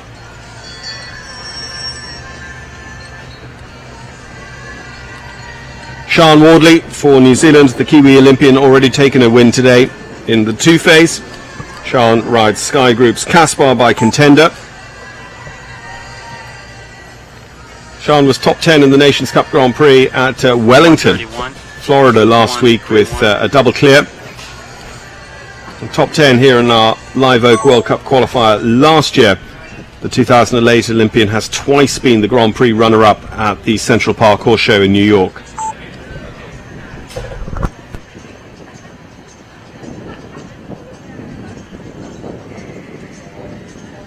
Holding for number.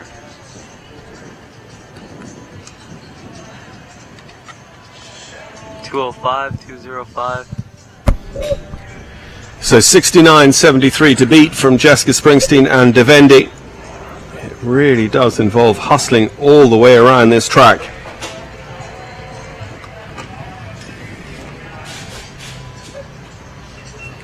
This has been a super Grand Prix servant for Sian over the last couple of seasons. Took a Grand Prix win at Tryon last autumn.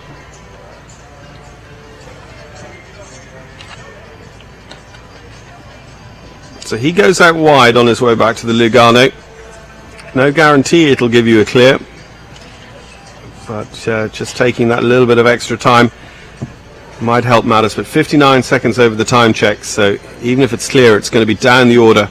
So Sian, more so you get the impression, thinking about ensuring he's on the start list for Sunday than trying to take the win today. Ranked just outside the world's top 50. So Longines world ranking points are important to him, but they won't make as big a difference as they might to some.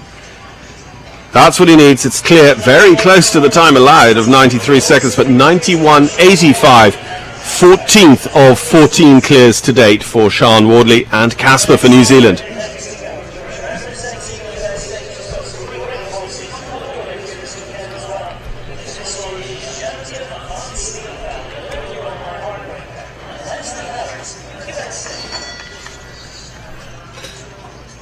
Foot perfect for Sian all the way around, and you know, when you decide as a rider that you're going to go that steady and you can ride to the quality of Sian, you can really make it happen.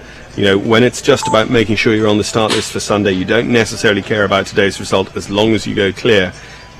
that's a mindset that will deliver the round we've just seen. Leslie Berhowd for the United States of America with Jean-Yves van Spijveld, the 19-time World Cup finalist, including taking the win in 1986, Olympic gold medalist at LA in '84. Jean-Yves van Spijveld by heartbreaker. Leslie had 2 in the top 10 in the Grand Prix at Angelstone last summer. He was the runner-up at Bromont in Montreal in the World Cup at the beginning of the season last July. And here we are 14 shows later. A win could propel Leslie onto the start list for Omaha, making it her 20th World Cup finals. But first, she's got to qualify for Sunday. And that's what this class is all about. Just moving on. Inside the horse flight, outside the decoration, turning back to the Lugano vertical. 53 seconds. It's not going to set the world alight in terms of the leaderboard, but again, clears. Very, very valuable. Even if every single remaining rider went clear, a clear is guaranteed to start on Sunday.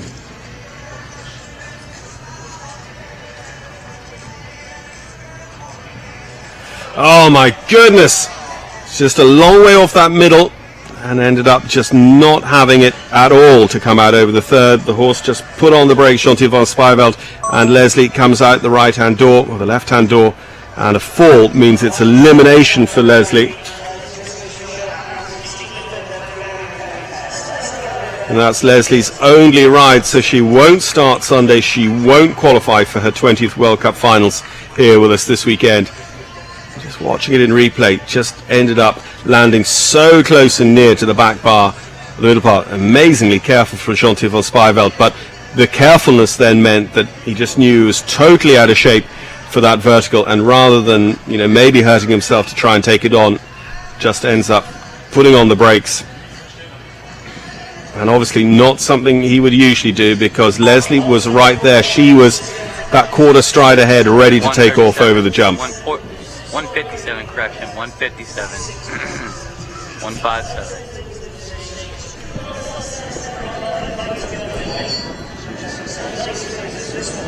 So Peter Lutz, top 5 in the Grand Prix at the Pennsylvania National a year or two ago. We've seen him at Las Vegas, the Palm Beach Masters and the American Gold Cup. Hoping to go to his second finals this year. Peter rode at his first finals just 12 months ago at Gothenburg, Sweden. Peter with Retiro by Rockefeller.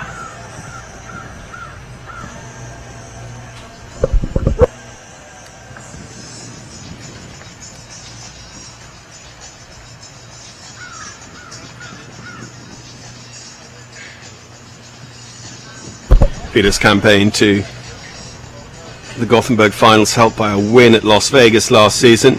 Just rattles that third onto the ground. We've seen it go plenty early on when people are taking that tight turn back to it. 14 clears to hand. 14 also on 4 faults, so 28 riders, horse and rider combinations, covered by a score of 0 or 4. And remember, the best 40 riders, because plenty of riders in this class with 2 horses, the best 40 riders will be qualified for Sunday. The Lugano is down on the ground as well at 49 seconds for Peter Lutz, so on 8 faults.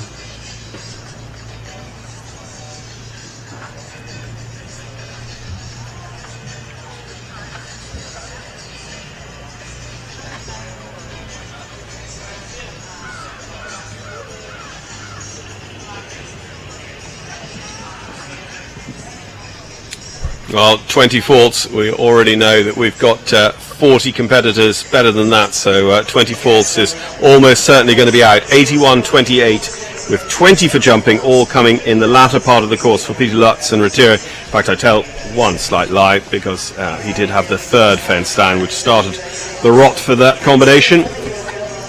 Here's the Lugano fence going in the middle of the track.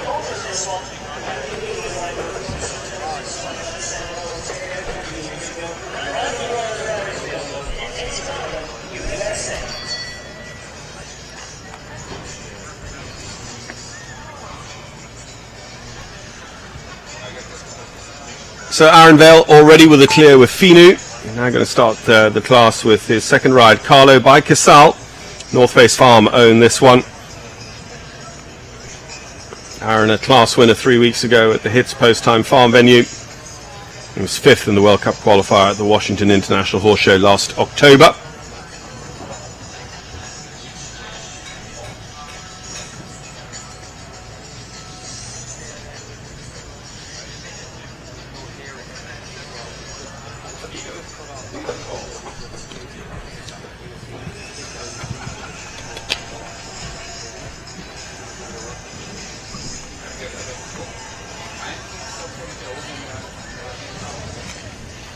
So clear the Hollow Creek double, and again, just down and moving forward.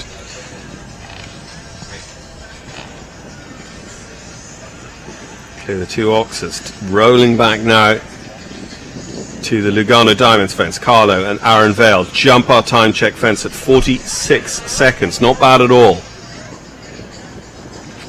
And there, that tears it. The Longines vertical is on the ground. Aaron, they're guaranteed to be back Sunday with one of those clear rounds, holding 10th place at the moment with Finu. 2 down inside the triple combination means it's 12 as he approaches the last.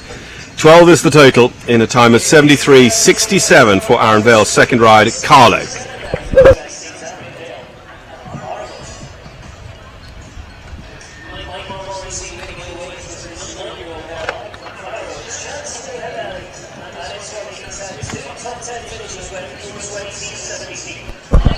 Just riding this tight turn back to the Longines vertical. Carlo ends up that little bit close, has it in front.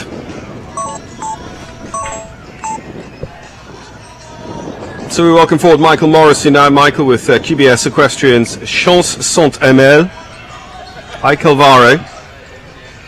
Michael, who was a podium in one of the Grand Prix at Great Lakes in Michigan last summer, and started jumping again in 2016 on the international rankings after 4 years away from the international sport. Chance Saint-Emel and Michael Morrissey looking to be clear round number 15.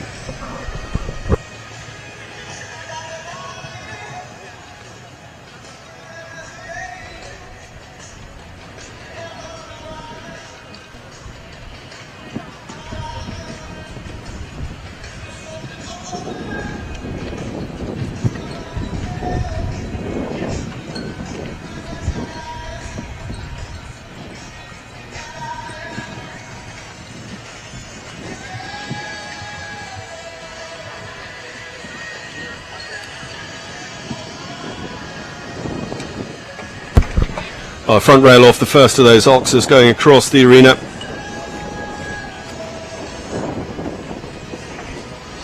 I wonder if that's a change of plan. Just end up outside that decoration and be here at 52 seconds rather than, I think he could have been there at about 48, to be honest. But now the way things are shaking out, it's not about getting that fast four, it's about guaranteeing that you stay on four. There's so much jumping to be done on this final line. And the moment 0 and 4 covers 28 riders, but my goodness. Talk about this final line and it ain't over till it's over. And suddenly a disobedience there at the first part of the triple combination, a drift off to the left, and it's 4 extra faults. The time ticking away as well. He'll be into time penalties in a few moments when he crosses that time allowed of 93 seconds. Here we go, 1 for every 4 seconds commenced. And he's still got 4 jumps to clear. Middle part down.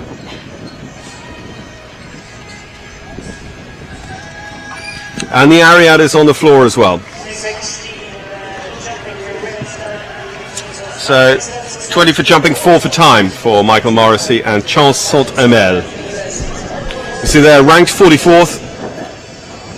Remember, it's the 40 top riders. We have a number of riders here with 2 horses who qualify back through. So as things stand, potentially Michael is in the qualification zone as a rider, but we still have, gosh, I would say about 20 horse and rider combinations to go here this afternoon.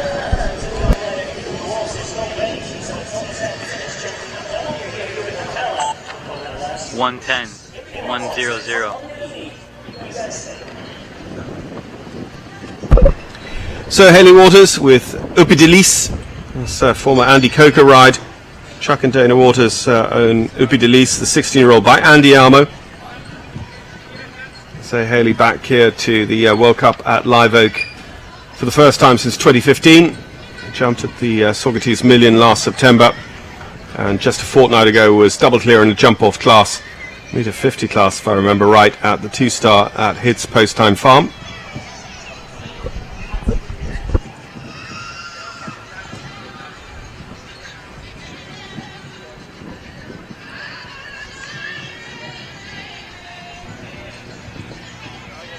So once again, that tight turn back to the third fence claims a scalp.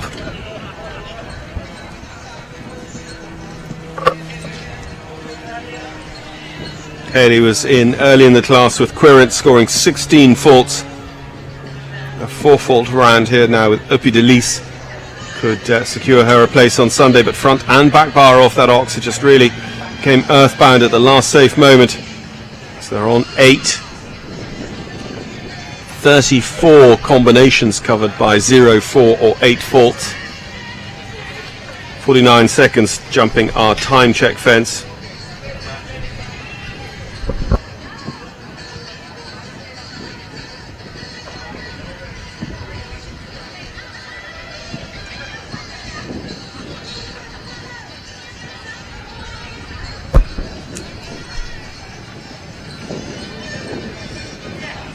On the final line, it's a relatively new combination for sure. Haley and Upidelice, and they hold it to 8 faults. They jump that difficult final line, building up their experience together all the time. 8 faults in 81.08. 34th at the moment, but because of those double rides, could still be in the hunt come the final analysis of this class.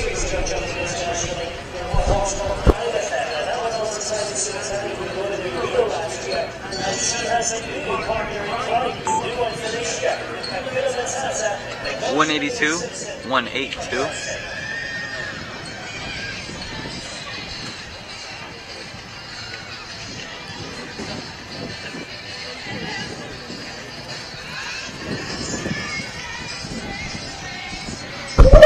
Nicole Shahanian Simpson.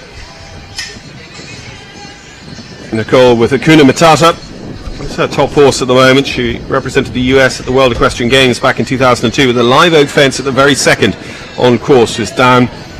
Nicole, a 6-time World Cup finalist. Was top 5 in a Grand Prix down at the Winter Equestrian Festival a fortnight ago.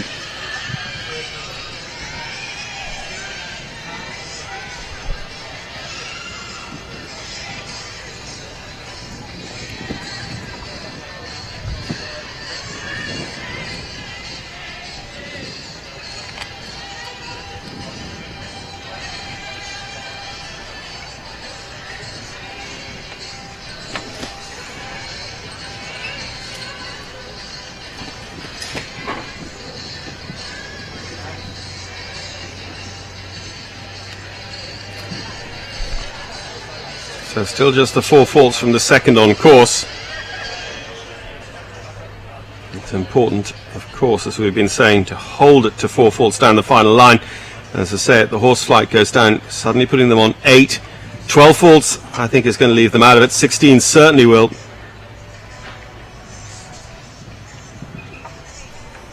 And over the Ariad to conclude in 16 faults, 79.12, and potentially out of the qualification zone at the moment. 41st officially for Nicole Shahanian Simpson and Akuna Matata.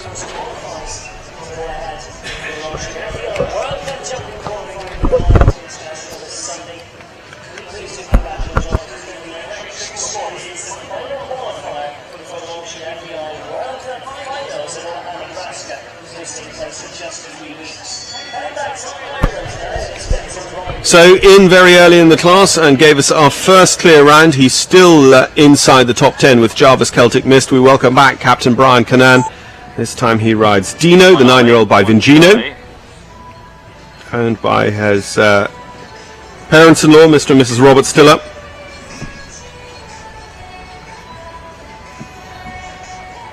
Brian has ridden in a couple of Nations Cup teams for Ireland in the Middle East and at Odense in Denmark.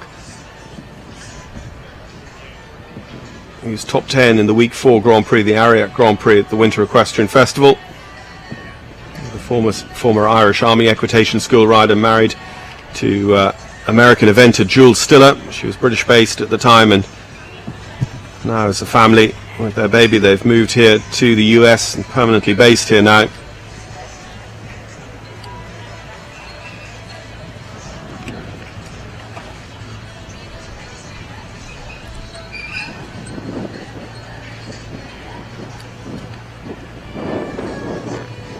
And nobody has made it 2 for 2 of the 2 horse riders. Could Brian Canaan, having been the first clear, be the first to have 2 horses clear in this Longines ranking class?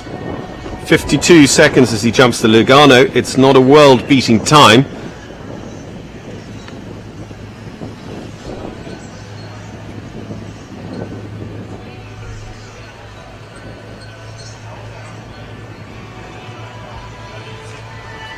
So final line, triple combination to come.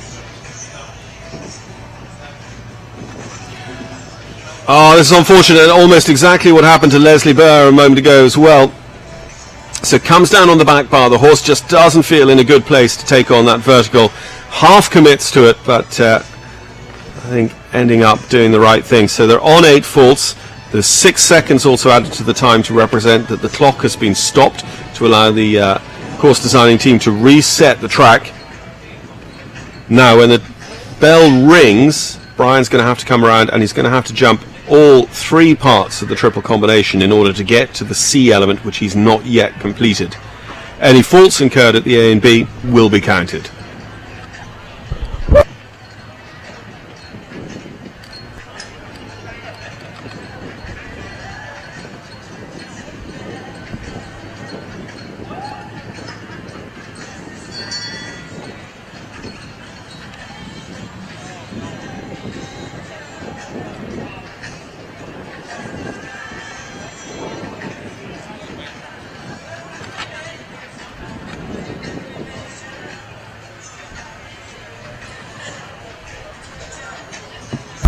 So back on track. Oh, it's another tricky jump over the middle part of the triple combination. So it's a second disobedience on course, and therefore, sadly, elimination for Brian Canaan and Dino. But Brian Canaan will be a qualifier because Jarvis Celtic missed. Still there in the top 10, one of just 14 clears.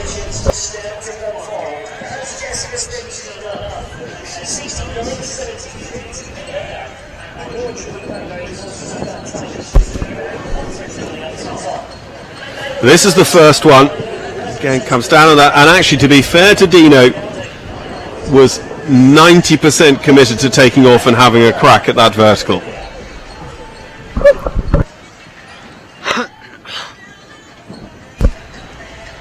Now, for Bolivia, Daniel Bedoya. Daniel with Quattro by Quasimodo. Daniel's another of the riders here with us at Live Oak who's got experience at the CenturyLink Arena at Omaha, the venue for the finals in 3 weeks' time. Daniel jumped at the American Gold Cup show last September and has jumped in the Saugerties Million.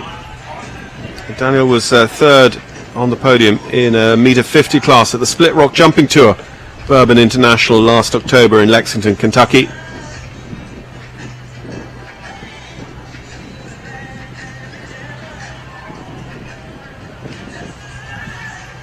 First start of the day, I think, as well for the Bolivian rider, our sole Bolivian at the show. Has the Liverpool down at fence 4. We haven't seen it go too often, but as is so regular with the Bob Ellis track, the faults really are well spread right around the course. The Hollow Creek is down as well. I say if you're on a 0 or you're on a 4, you'd feel comfortable about coming back on Sunday. If you're on 8 faults, you need to be a fast 8. Taking the inside lines here. 52 seconds jumping the time check fence, and of course a lot of jumping still to go to bring it home on 8.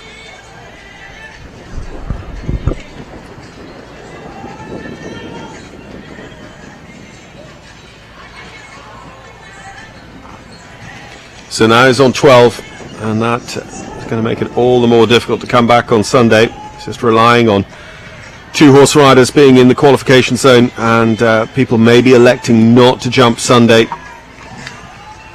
Well, 20 in total, 83.59 for Daniel Bedoya and Quattro for Bolivia.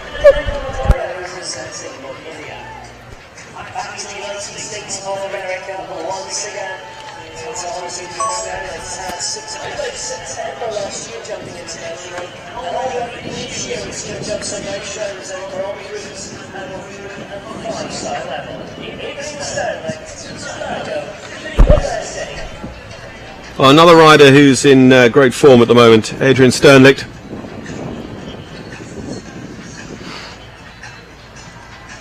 Adrian was fourth with a double clear at the Wellington Masters. Had a good result then the following weekend in a 5-star Grand Prix at the Winter Equestrian Festival. Starlight Farms Tulago by Toulon is a ride this afternoon in this Longines ranking class. 207. 207.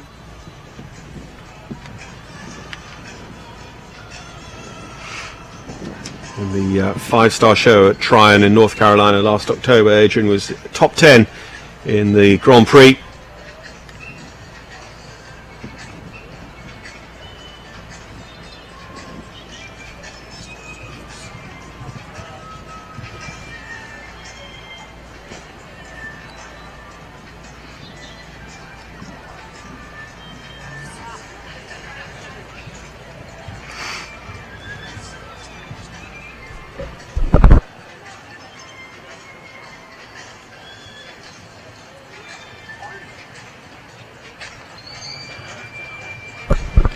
So clear those related oxes. Coming inside now back to the Lugano vertical. It's not the fastest time by a long chalk, 55 seconds over the time check fence, but making it happen for the clear round.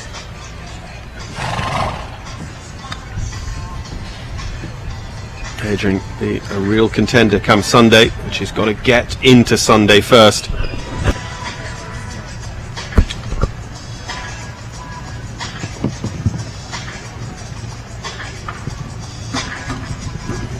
Oh, had to really reach for the third part of that triple combination. All the way around to the center part of the combination.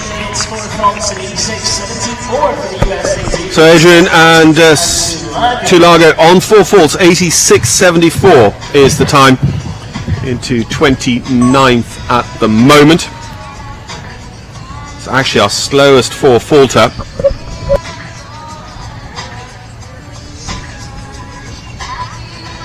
Ramiro Quintana joins us now with this one. It's one he got over to the US last year, and so far he's jumped some nice moves with it. It's Solana, Ramiro Quintana from Argentina.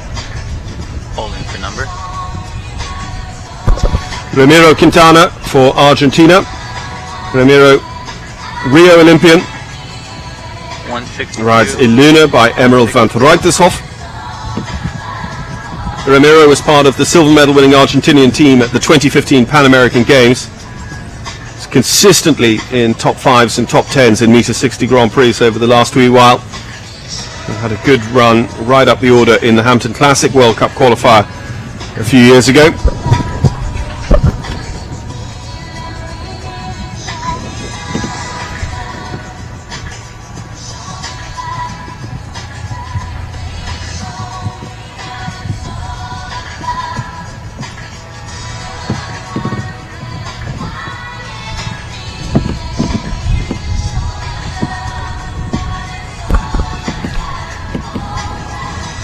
So clear coming to the time check fence, the Lugano Diamonds.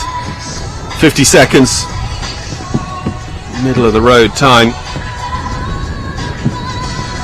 Still just 14 clears. As I say, if every single rider remaining in the class jumped clear, it would still mean that every clear would come back on Sunday.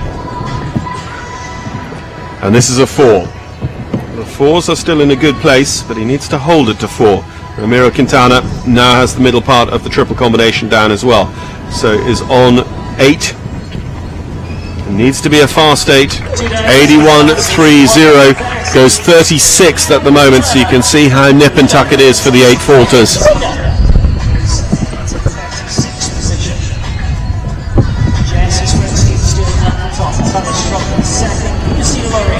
Sitting in third at the moment, and now Rory joins us now. as the horse he took to the FEI World Equestrian Games a couple of years ago is the 13-year-old Amigo, Angel Caroli, in Venezuela. Venezuela now, Angel Caroli. Angel who jumped on the Nations Cup team for Venezuela in Ocala 3 weeks ago. He was on the podium here in the World Cup at Live Oak a couple of years ago as well. He's been a team gold and bronze medalist at the Central American and Caribbean Games. Rode at the 2011 Pan Ams in Guadalajara in Mexico and the World Championships in 2014 in Normandy in France. Angel had a top 10 in a Winter Equestrian Festival Grand Prix a fortnight ago, and the second is down. We've seen it several times just on that first line. Again, there's a lot of jumping now all the way home to try and stay on that 4 faults. 4 faulters at the moment, feeling like they might be comfortably through, especially when you see another one grow to 8 faults. And Angel, just not feeling the horses going the May West, puts the hand up and retires. Give our thanks to Angel Caroli, decides to call it a day with Amigo and Prince Myers.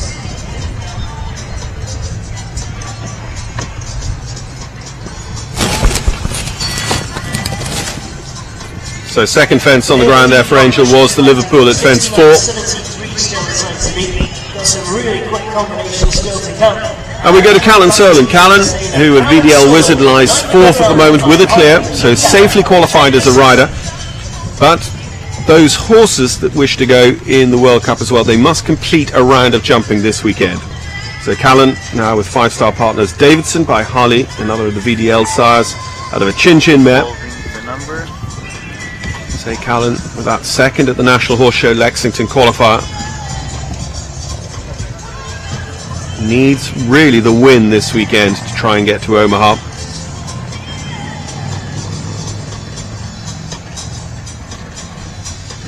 A good season last year helped deliver Callan to the Gothenburg finals.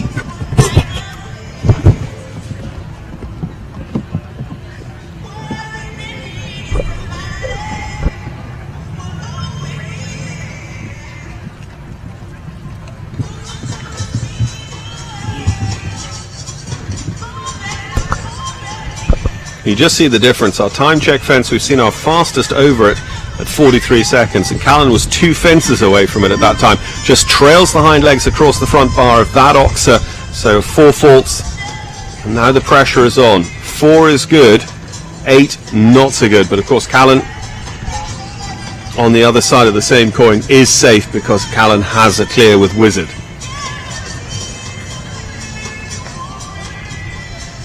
Goes that super wide to secure the clear over the Longines vertical.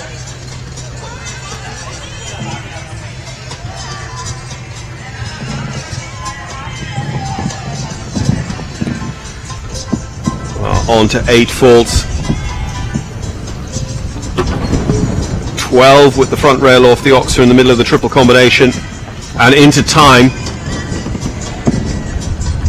12 for jumping, 1 for time, 96.28 on the clock. It is a total of 13 for Callan Serlin and Davidson.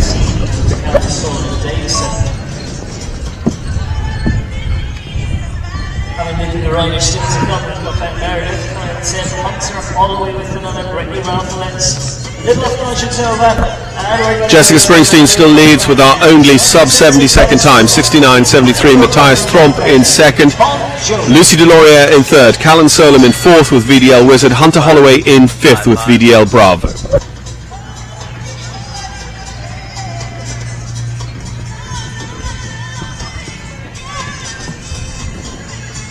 Emmanuel Andrade for Venezuela. Emmanuel with Bon Jovi by Verdi out of a Corland mare.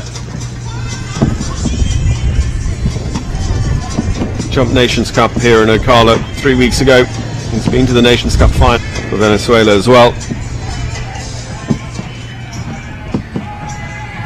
Having jumped on Friday in the Nations Cup at Hits, he was then fifth in the Grand Prix on the Sunday of the Nations Cup show. Ranked inside the world's top 150. Should be the top 5% of ranked riders in the world. Clear at the moment as he turns back to the time check fence. Now Emmanuel is already clear with Rea still in Nutria earlier on today. 45 seconds though as he clears the time check fence. He's not only, he knows he's banked to clear, so Sunday is safe. Now's a chance to take on Jessica Springsteen's time of 69.73 for a top placing in this Longines ranking class. No, that pole is down at the A element. So 4 faults as he comes to the last. What a shame. 71.31 would have gone second, but 4 faults from Manuel Andrade, and Bon Jovi goes into 15th. It is our fastest 4 faulter. To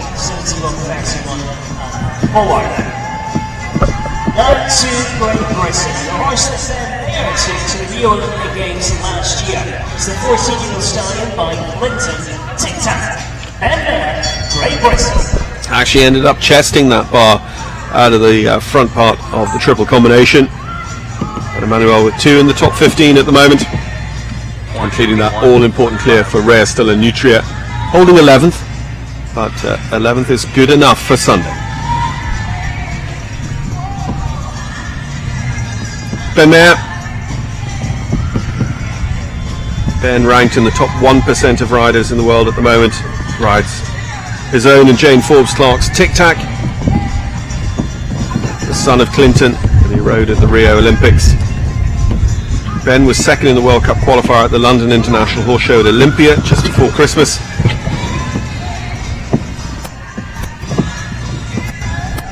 The team gold medalist at the London 2012 Olympic Games, European team gold, and the individual silver medal at the Herning Europeans in 2013.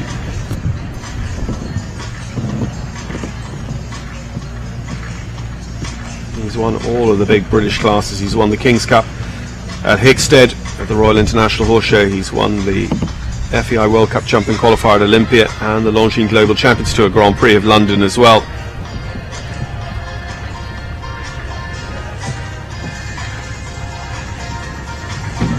So on the ground, that horseflight fence, if Ben can hold it till 4, he's back on Sunday. It's 8 faults, now it is in the air. It's a very, very good time, 72.25 and 8 faults. Goes 31st at the moment. 12 more to go, and of course a couple of double riders in front of him. Very possible that we'll see Ben Mayer back on Sunday. But he just really could have bolted it on with only 4 faults, but 8 faults on the final line, making life tough for the British Olympic champion.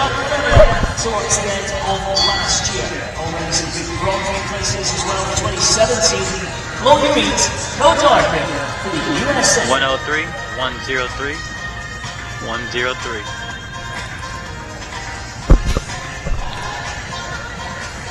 So the young lady who was the runner-up in the World Cup qualifier here at Live Oak last year, Chloe Reed. Chloe with Team Reed's Co-Darko by Darko. Chloe was on the MA's US jumping team in the Nations Cup at Wellington last week. Based with Marcus Beerbaum in Europe. Jumped a lot of good shows over there, including in the World Cup qualifier at La Coruña in Spain just before Christmas.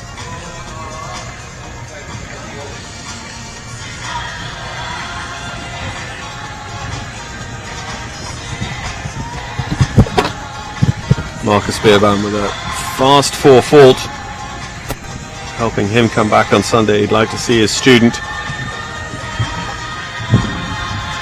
make it through as well. The Hollow Creek first part is down. Hollow Creek, the sponsors of this Longines ranking class today.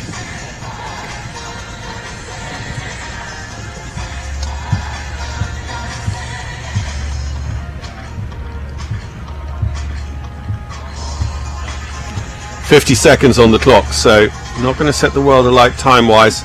Chloe is just trying to manage this round, making sure she adds nothing more to the tally of 4 faults. Kodako, and she aimed for this final line.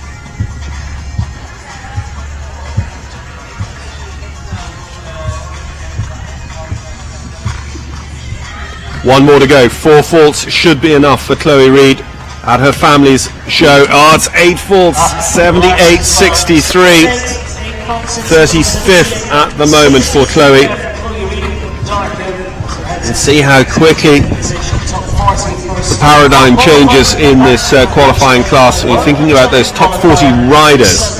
Remember, within the 40 we have ranked at the moment, there's going to be a couple who have 2 horses within that top 40. It's the top 40 riders who qualify for Sunday. And Chloe down there in 35th at the moment. There are more than 5 left to jump. She'll be looking at their results. She'll also be hoping that maybe 1 or 2 riders decide that their horse maybe not quite in tune for Sunday and they elect not to take up their place, so the qualification moves down.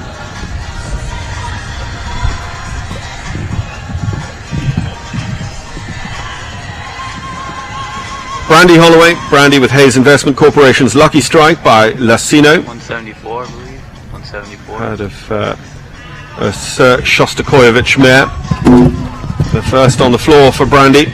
Long way to go around this track, having had 4 at the very first. Brandy was 3rd in the Saugerties Million last September in New York. Jumped in the Nations Cup show and then the International 2-Star at Ocala this year.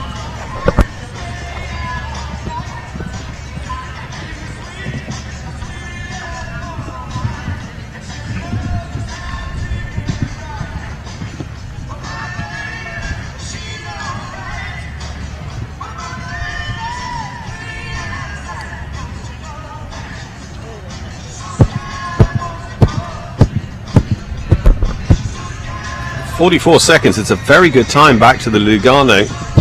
Brandy clearly, when she had that first 4 faults, decided not to hang around, but now suddenly 8 faults and things change. A fast 8 though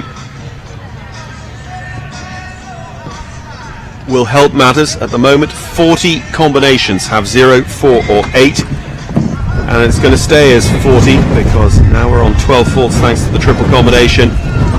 Brandy with the last as well, the first and the last for 16 faults in 74.28. So 46th on the ranking, outside the automatic qualification zone as things currently stand. Jesse's break speed still sitting comfortably at the top.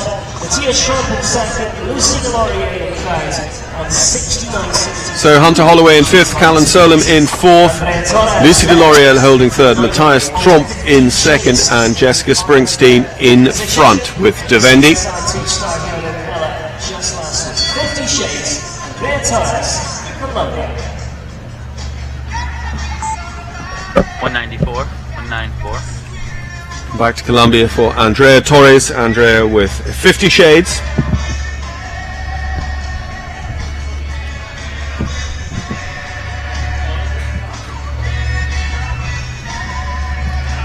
Andrea, a great supporter of Live Oak, jumped here the last 2 years.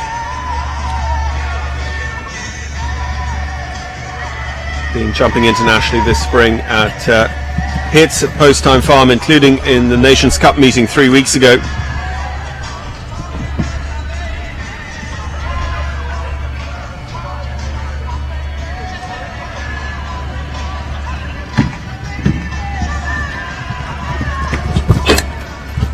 Very close to having front rail off that oxer as well, on 4 faults early on in the round.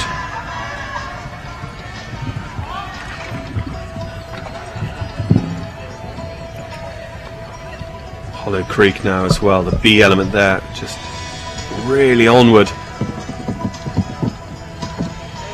Just so fast over that oxer, they weren't in any sort of shape to take it on, so they've circled. And that's another 4 faults, putting them on 12, and of course a lot of wasted time too.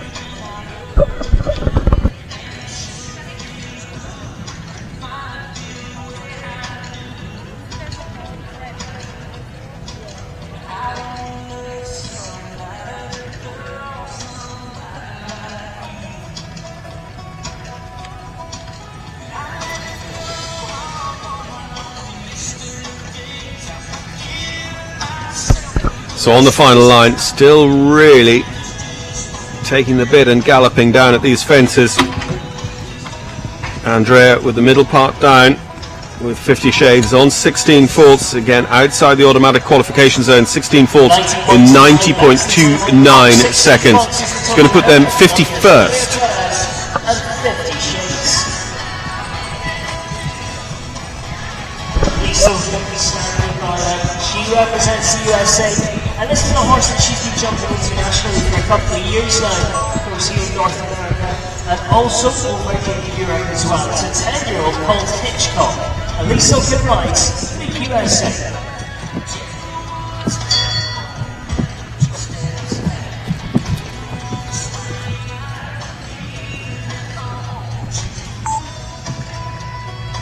Holding the number.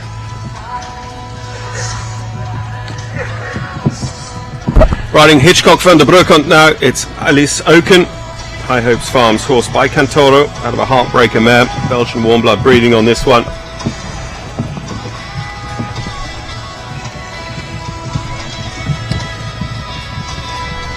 These lots of good results at Tryon last year, jumped the 2-star tour at Miami on the Longines Global Champions Tour, and 2 years ago on the US European Tour was second in the World Cup qualifier at Bratislava in Slovakia.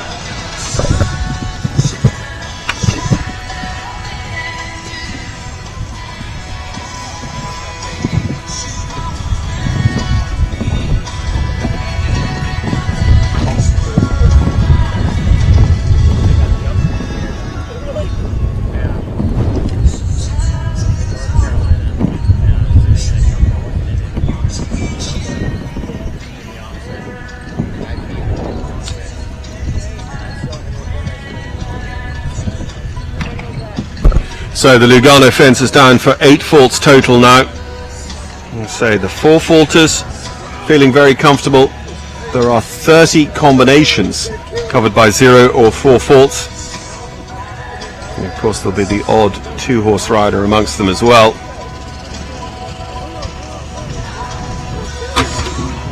And 12 faults makes it a long, hard slog back into the World Cup on Sunday, relying on things going wrong for other people. 12 faults at the moment, ranked 45th for Elise Oken, 79.96 on the clock. Well, our leaderboard changed. 69.73 still very much a challenge here. Hunter Holloway appears on that leaderboard now, currently sitting 5th with VDL Bravo S, and now back with her second ride. This is the 10-year-old gelding by Cassini, Casavan, Hunter Holloway, USA.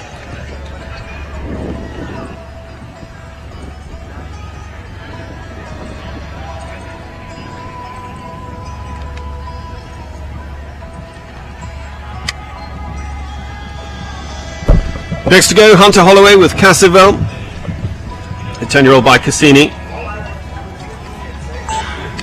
Holding the number. Hunter Holloway jumped 5-star at Tryon and Saugerties last season, including top 5s and top 10 finishes, some of those big classes. It's a class winner at the Nations Cup meeting at Ocala, hits post-time farm 3 weeks ago.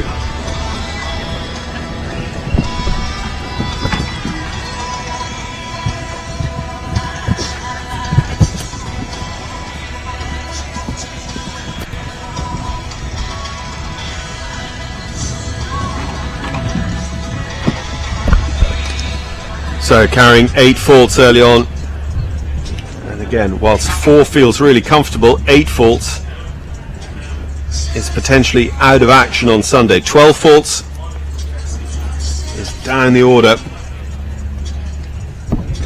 46-47 seconds at the time check fence. It's not a bad time. So in terms of the 12 faulters, of which there are just 5 in the clubhouse, it could be well placed amongst them, ready to capitalise on those 2-horse riders in the qualification zone, and anyone who elects not to go on Sunday.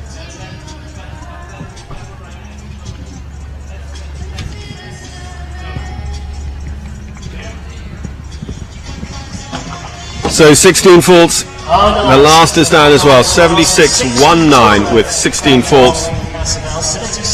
Goes 49th as things stand for Hunter Holloway and Casavel. On Sunday as well, he jumped with double T, really nice painted hand, and currently ranks 12, and now back with another. It's a 12-year-old by Carla Sablinski, Carnet's Gold, Carrington, Canada.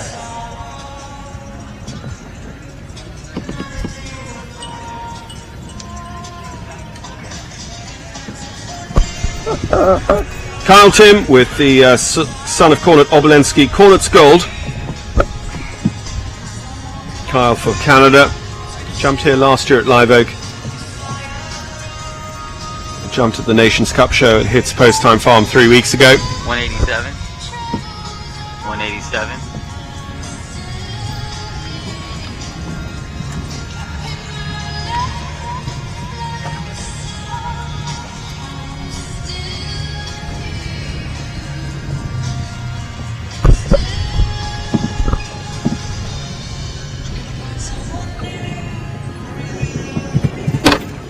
Be very interesting just thinking back over the 60 rounds of jumping we've had so far, and we're at fence 4 on this track. Every single one of those fences has been on the ground. So has 5A, 5B.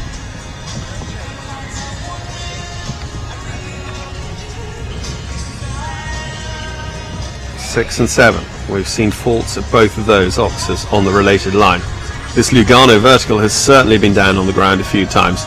Kyle gets here on a steady time, 49, 50 seconds, that kind of country. Again, the Longines vertical, we've seen it fall. Kyle gets in close, just curls over it with Cornet's Gold. And the horse flight, all three parts of the triple combination and the Ariat.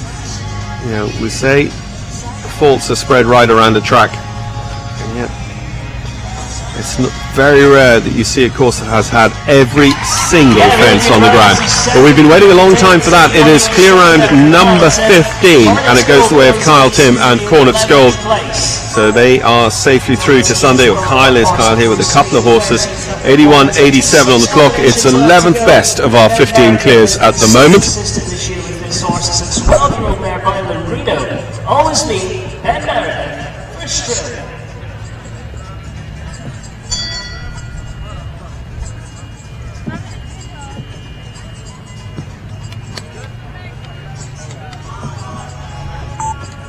$160, 160. So Ben Meredith riding Always Me, Carbon Farms horse by Lorino out of a Heartbreaker mare, combination for Australia. Ben Meredith was top 5 in the World Cup qualifier here back in 2014. He was 4th in the qualifier at T-Bird, Langley, British Columbia in 2015, but the first is down. As we said earlier on, it's a long way to jump around this track already with 4 faults under your belt.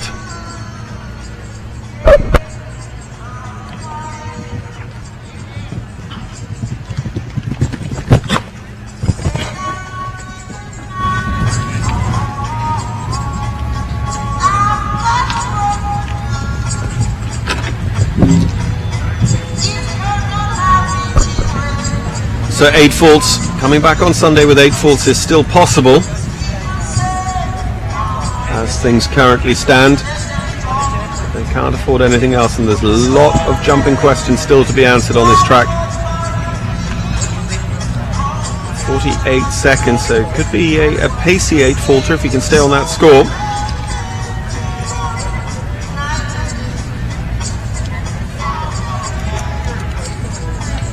Final line for Australian Ben Meredith, making it happen at this triple combination. No, belly's down on the middle part and very lucky to come out over the third part, so suddenly it's 16 faults and circles away from the last. Is he going to put up the hand and retire or come back to it? He's certainly on 20 faults, and that clock keeps on the ticking.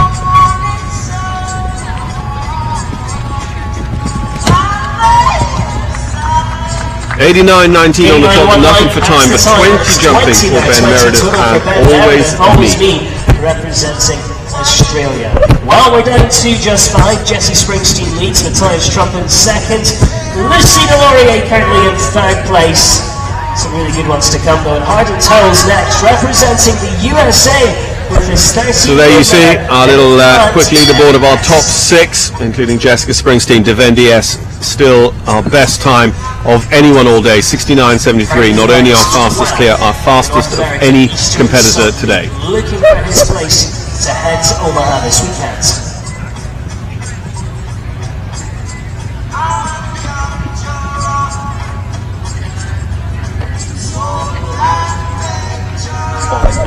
Coming towards the end of the class, we've got Hardental with Jennifer Gates as Emily de Diamant, unsurprisingly by Diamant de Semilly.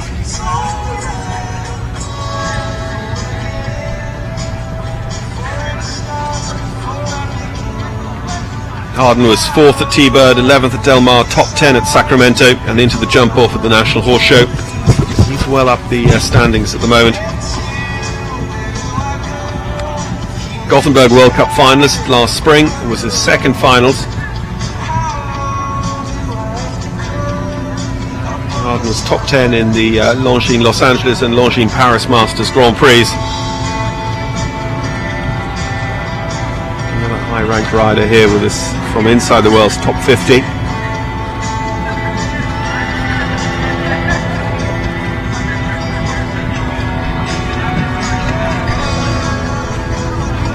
With 53 seconds jumping the Lugano Diamonds fence, so it's not a time that will set the world on fire, but Harden would just like to be clear around number 16.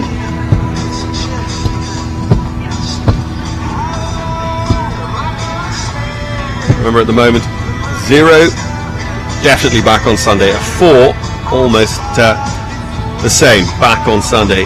8, that's where it starts to get squeaky. But no worries at all. Hardental jumps there, clear round number 16, 87.22. Beautiful round there from Harden with his student Jen Gates as Emily de Diamant. Longines FEI World Cup jumping qualifier. Someone else that will be interested in that particular competition is Lyubov Kozetova. It is the top 7 that qualified to go to Omaha, Nebraska, and she currently ranks 8th and just outside. So much pressure for her this weekend. Best of luck, Lyubov Kozetova, Lyubov Anton, Russia. Well, now for Russia, Lyubov Kozetova with Balu de Reventon by Kornet Obolensky. Lyubov, who was 3rd at Bromont, same result as the year previously. 8th at Washington and Las Vegas, right up there at the Gold Cup as well, if I remember rightly. She's currently 8th on the league, and she needs to finish inside those top 7 US riders to be assured of a place in Omaha, just like Christian Heineken. Lyubov, another Olympian in our field road at the 2008 Games. She's 3 times a World Cup finalist and won a Grand Prix at the Horses and Holidays Tour at Wellington in December.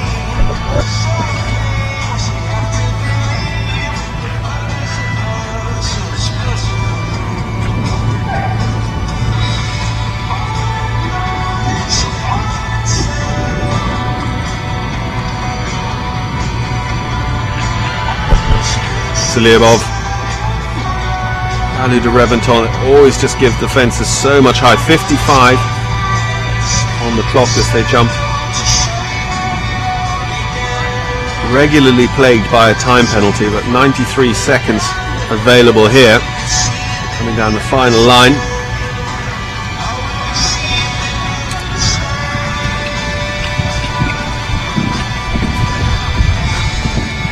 Just slows down through the triple combination line, but stays clear. Just one more to go. Super right. 84.49 and clear for Lyubov Kozetova. Lyubov will be back with us on Sunday for the World Cup qualifier to get points. Will hopefully help her to Omaha as one of the qualifiers here from the Longines FEI World Cup Jumping North American League. Heading to Colombia now, and 9-year-old Galejo, Kalush, the 11-year-old, Colombia.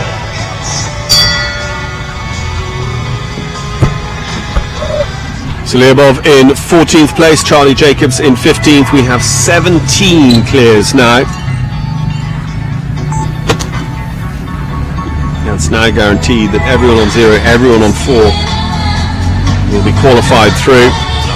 And we should be taking a goodly proportion of our 8 falters as well. There are 10 of those. We've got 43 horse and rider combinations scoring 0, 4 or 8, and of course a couple of double rides amongst them. Juan Manuel Gallego.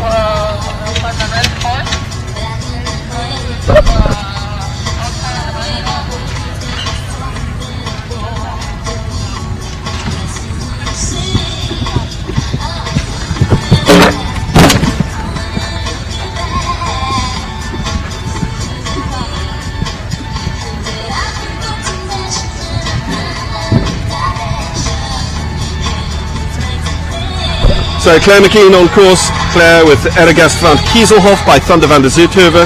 for the United States of America.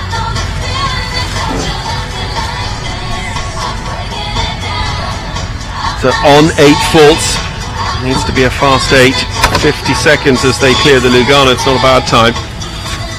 Sarah's been jumping some of the under-25 internationals at the Winter Equestrian Festival and jumped 2-star here in Ocala a fortnight ago.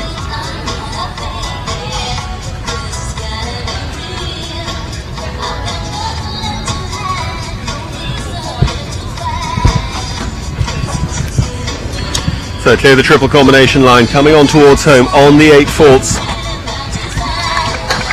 79.87 and 8 faults. 79.87 is a jumping false there for Claire and Eargast. Claire McKean and Edegast Kieselhoff in the 40th spot at the moment. So very good chance of coming back.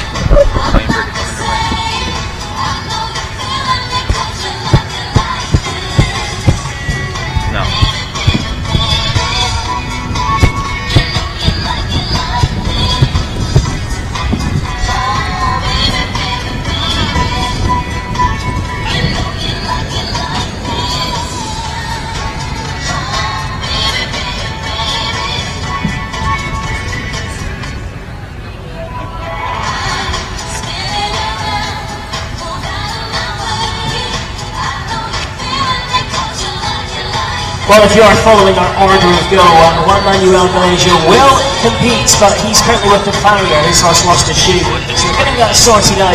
And we're going to Brittany Ralphovitz, second last to go. Such a young talent, this one. It's the 10-year-old by Chateau Bleu.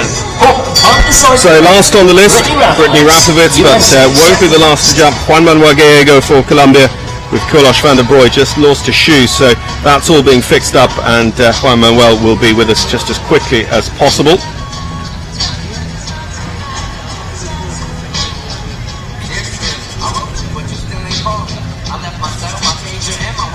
So Brittany Ralphovitz with her own and ESI show jumpers. Hope van Zorgvliet by Chaco Bleu.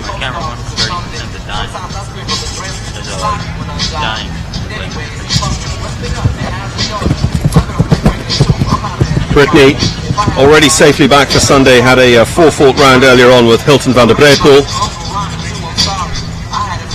So to try riding for class honours this time.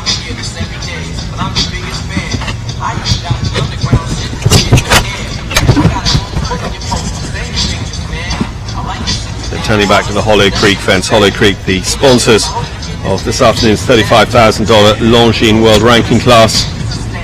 Say 40 riders from this competition will qualify to ride World Cup here on Sunday. Brittany just ends up steadying quite a lot before that related distance of Oxus, and then has to push the go button in a big way. And Hope van Zorgvliet really responds. This 10-year-old over the Lugano at 51.52 seconds, so not necessarily challenging for the win here. Brittany just trying to settle in for a clear round. Well, she doesn't have that either because the Longines vertical is down.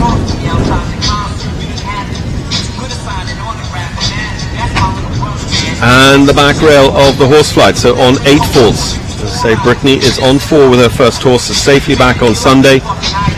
1 more to go with Hope van Zorgvliet.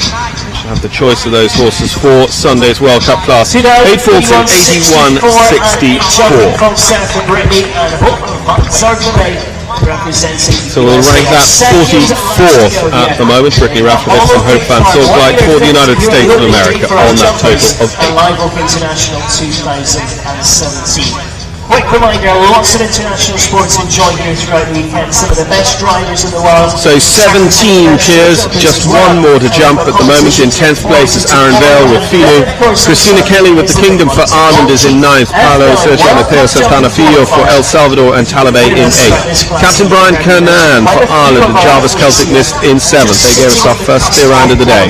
Abigail McArdle and Carde for the US, they're in 6th. VDL Bravo, ridden by Hunter Holloway, is in 5th. VDL Wizard, Callan Solom in 4th. Lucy Delorier and Hester, they're in 3rd. Matthias Tromp and Avon in 2nd. And Jessica Springsteen leads the way with the fastest time so far of any rider of any faults, clear in 69.73 with Devendi. Juan Manuel Gallego, they've got that shoe on. They will be on us in a second, just doing a final jump in the warm-up. Just to confirm, the top few at the moment known as Jessica Springsteen and Defendies that leads. Don't forget, coming up from Live Oak across the rest of the weekend, if you're in Central Florida, make your way down here, of course. But otherwise, we've got the carriage driving event marathon tomorrow, and that's in all of the national and international divisions here, including a number of USE national championships being contested here at Live Oak once again. There's the situation as it is at the moment, of course, waiting for one more rider. Tomorrow afternoon we've got the jump-off class, big Longines ranking class here tomorrow for our competitors, and then on Sunday we've got cones for the carriage driving, and then the Longines FEI World Cup Jumping North American League Qualifier leg 14 of 14. See who will take the last 20 points available and the last spaces available in Omaha. We'll be settling who will be the 3 US riders from the West Coast, because we have some West Coast declared riders here, the 7 US riders from the East Coast, the Canadian, the Mexican, and then any extra athletes who are going to qualify. Christian Heineken, Lyubov Kushetova, they're within the qualification zone. If they score on the East Coast League more points than the 7th best US rider, they are eligible to go to Omaha. So it's all to play for. There's a lot of riders here for whom a win could really turn it around. Jessica Springsteen is one of them. Jess, if she wins on Sunday, is going to Omaha all of a sudden, having been outside the qualification zone for most of the season, but it's just racked up enough points to be in touch. So it really could all change.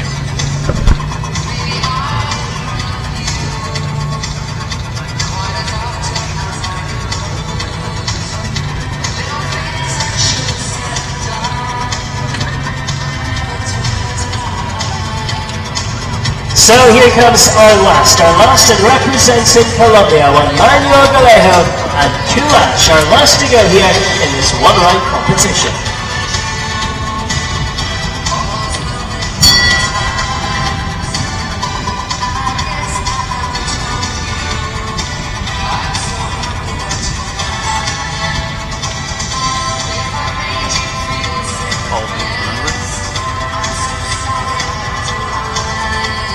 So last to go with us in the ring, Juan Manuel Gallego with Kulash van den Broek by Cadence van Gulit. So Colombian goes last, 67 starts. As I said, every single fence has had a pole on the ground. Couple retired, couple eliminated, but every single horse coming out with a pretty good experience from this Bob Ellis track, exactly as you'd expect. You know, the experience we had at London 2012 with him designing a week-long championship track was that each and every horse could have come out and jumped the following weekend.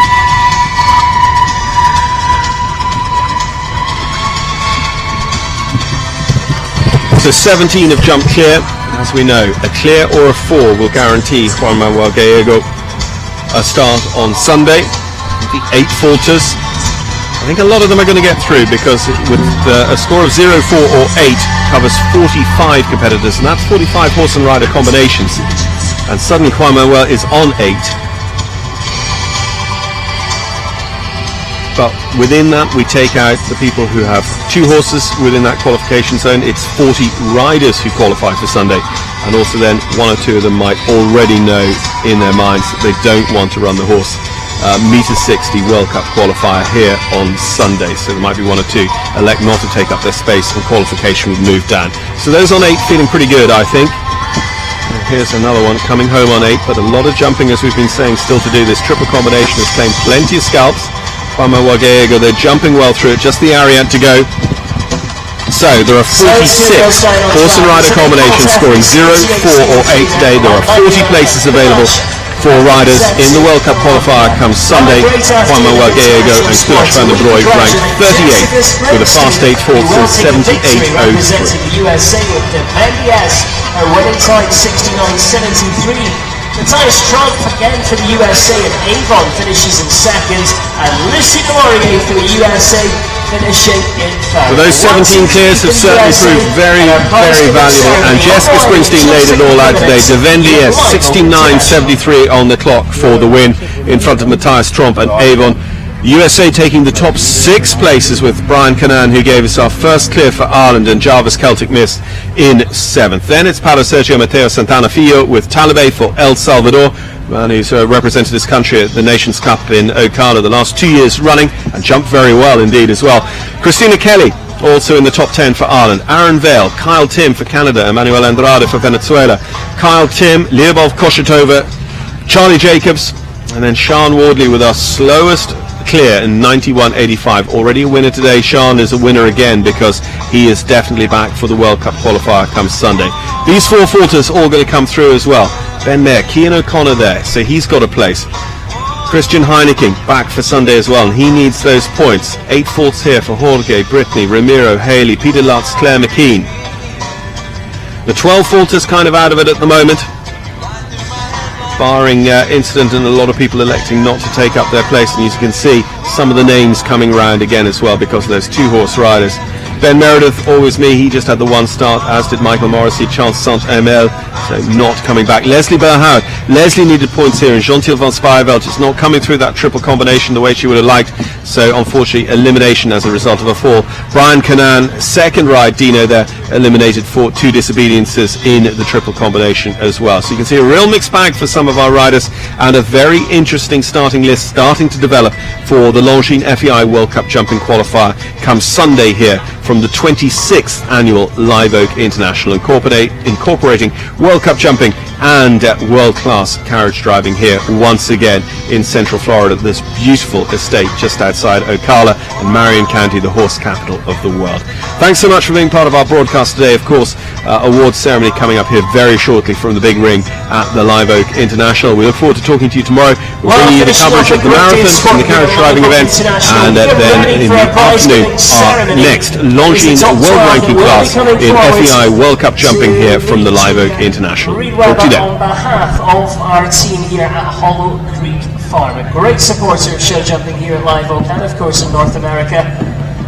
Let's turn our attention up towards the archway here at Live Oak as we get ready to welcome forward our winner.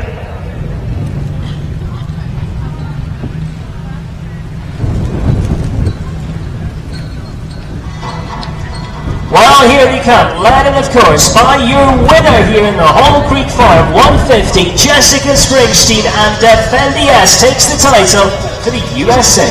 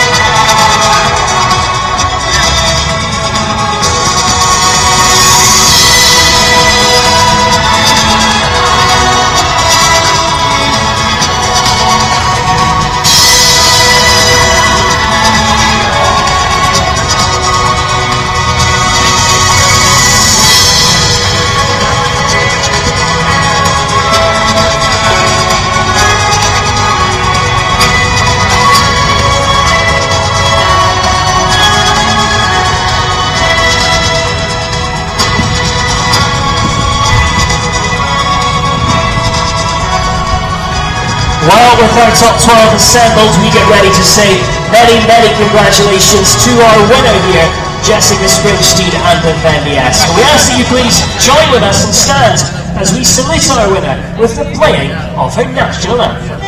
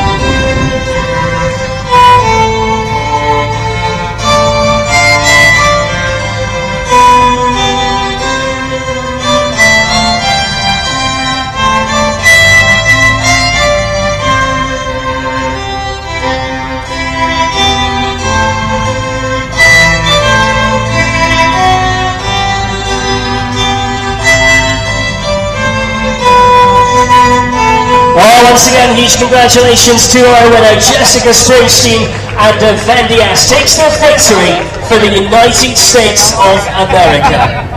And of course, we continue with our prize-giving ceremony as Juliet Reed-Weber comes forward on behalf of the team at Hollow Creek Farm to congratulate our top 12 out there in the field. But it is a win for the USA and Jessica Springsteen.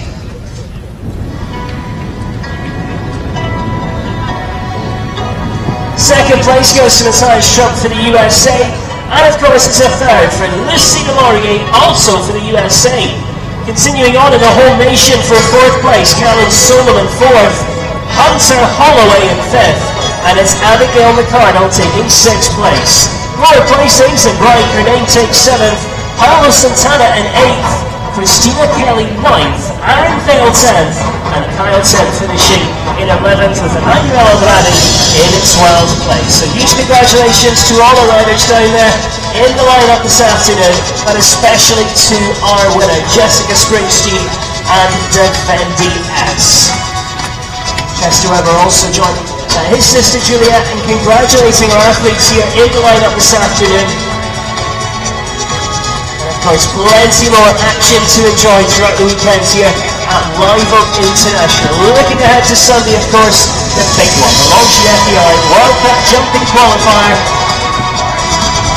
So many of our riders just waiting for that chance to get to all half those points. So important this weekend. But one final thing left to do here this afternoon. It is time for that victory gallop, and well done once again. Your winner, Jessica Springsteen, Vendi S.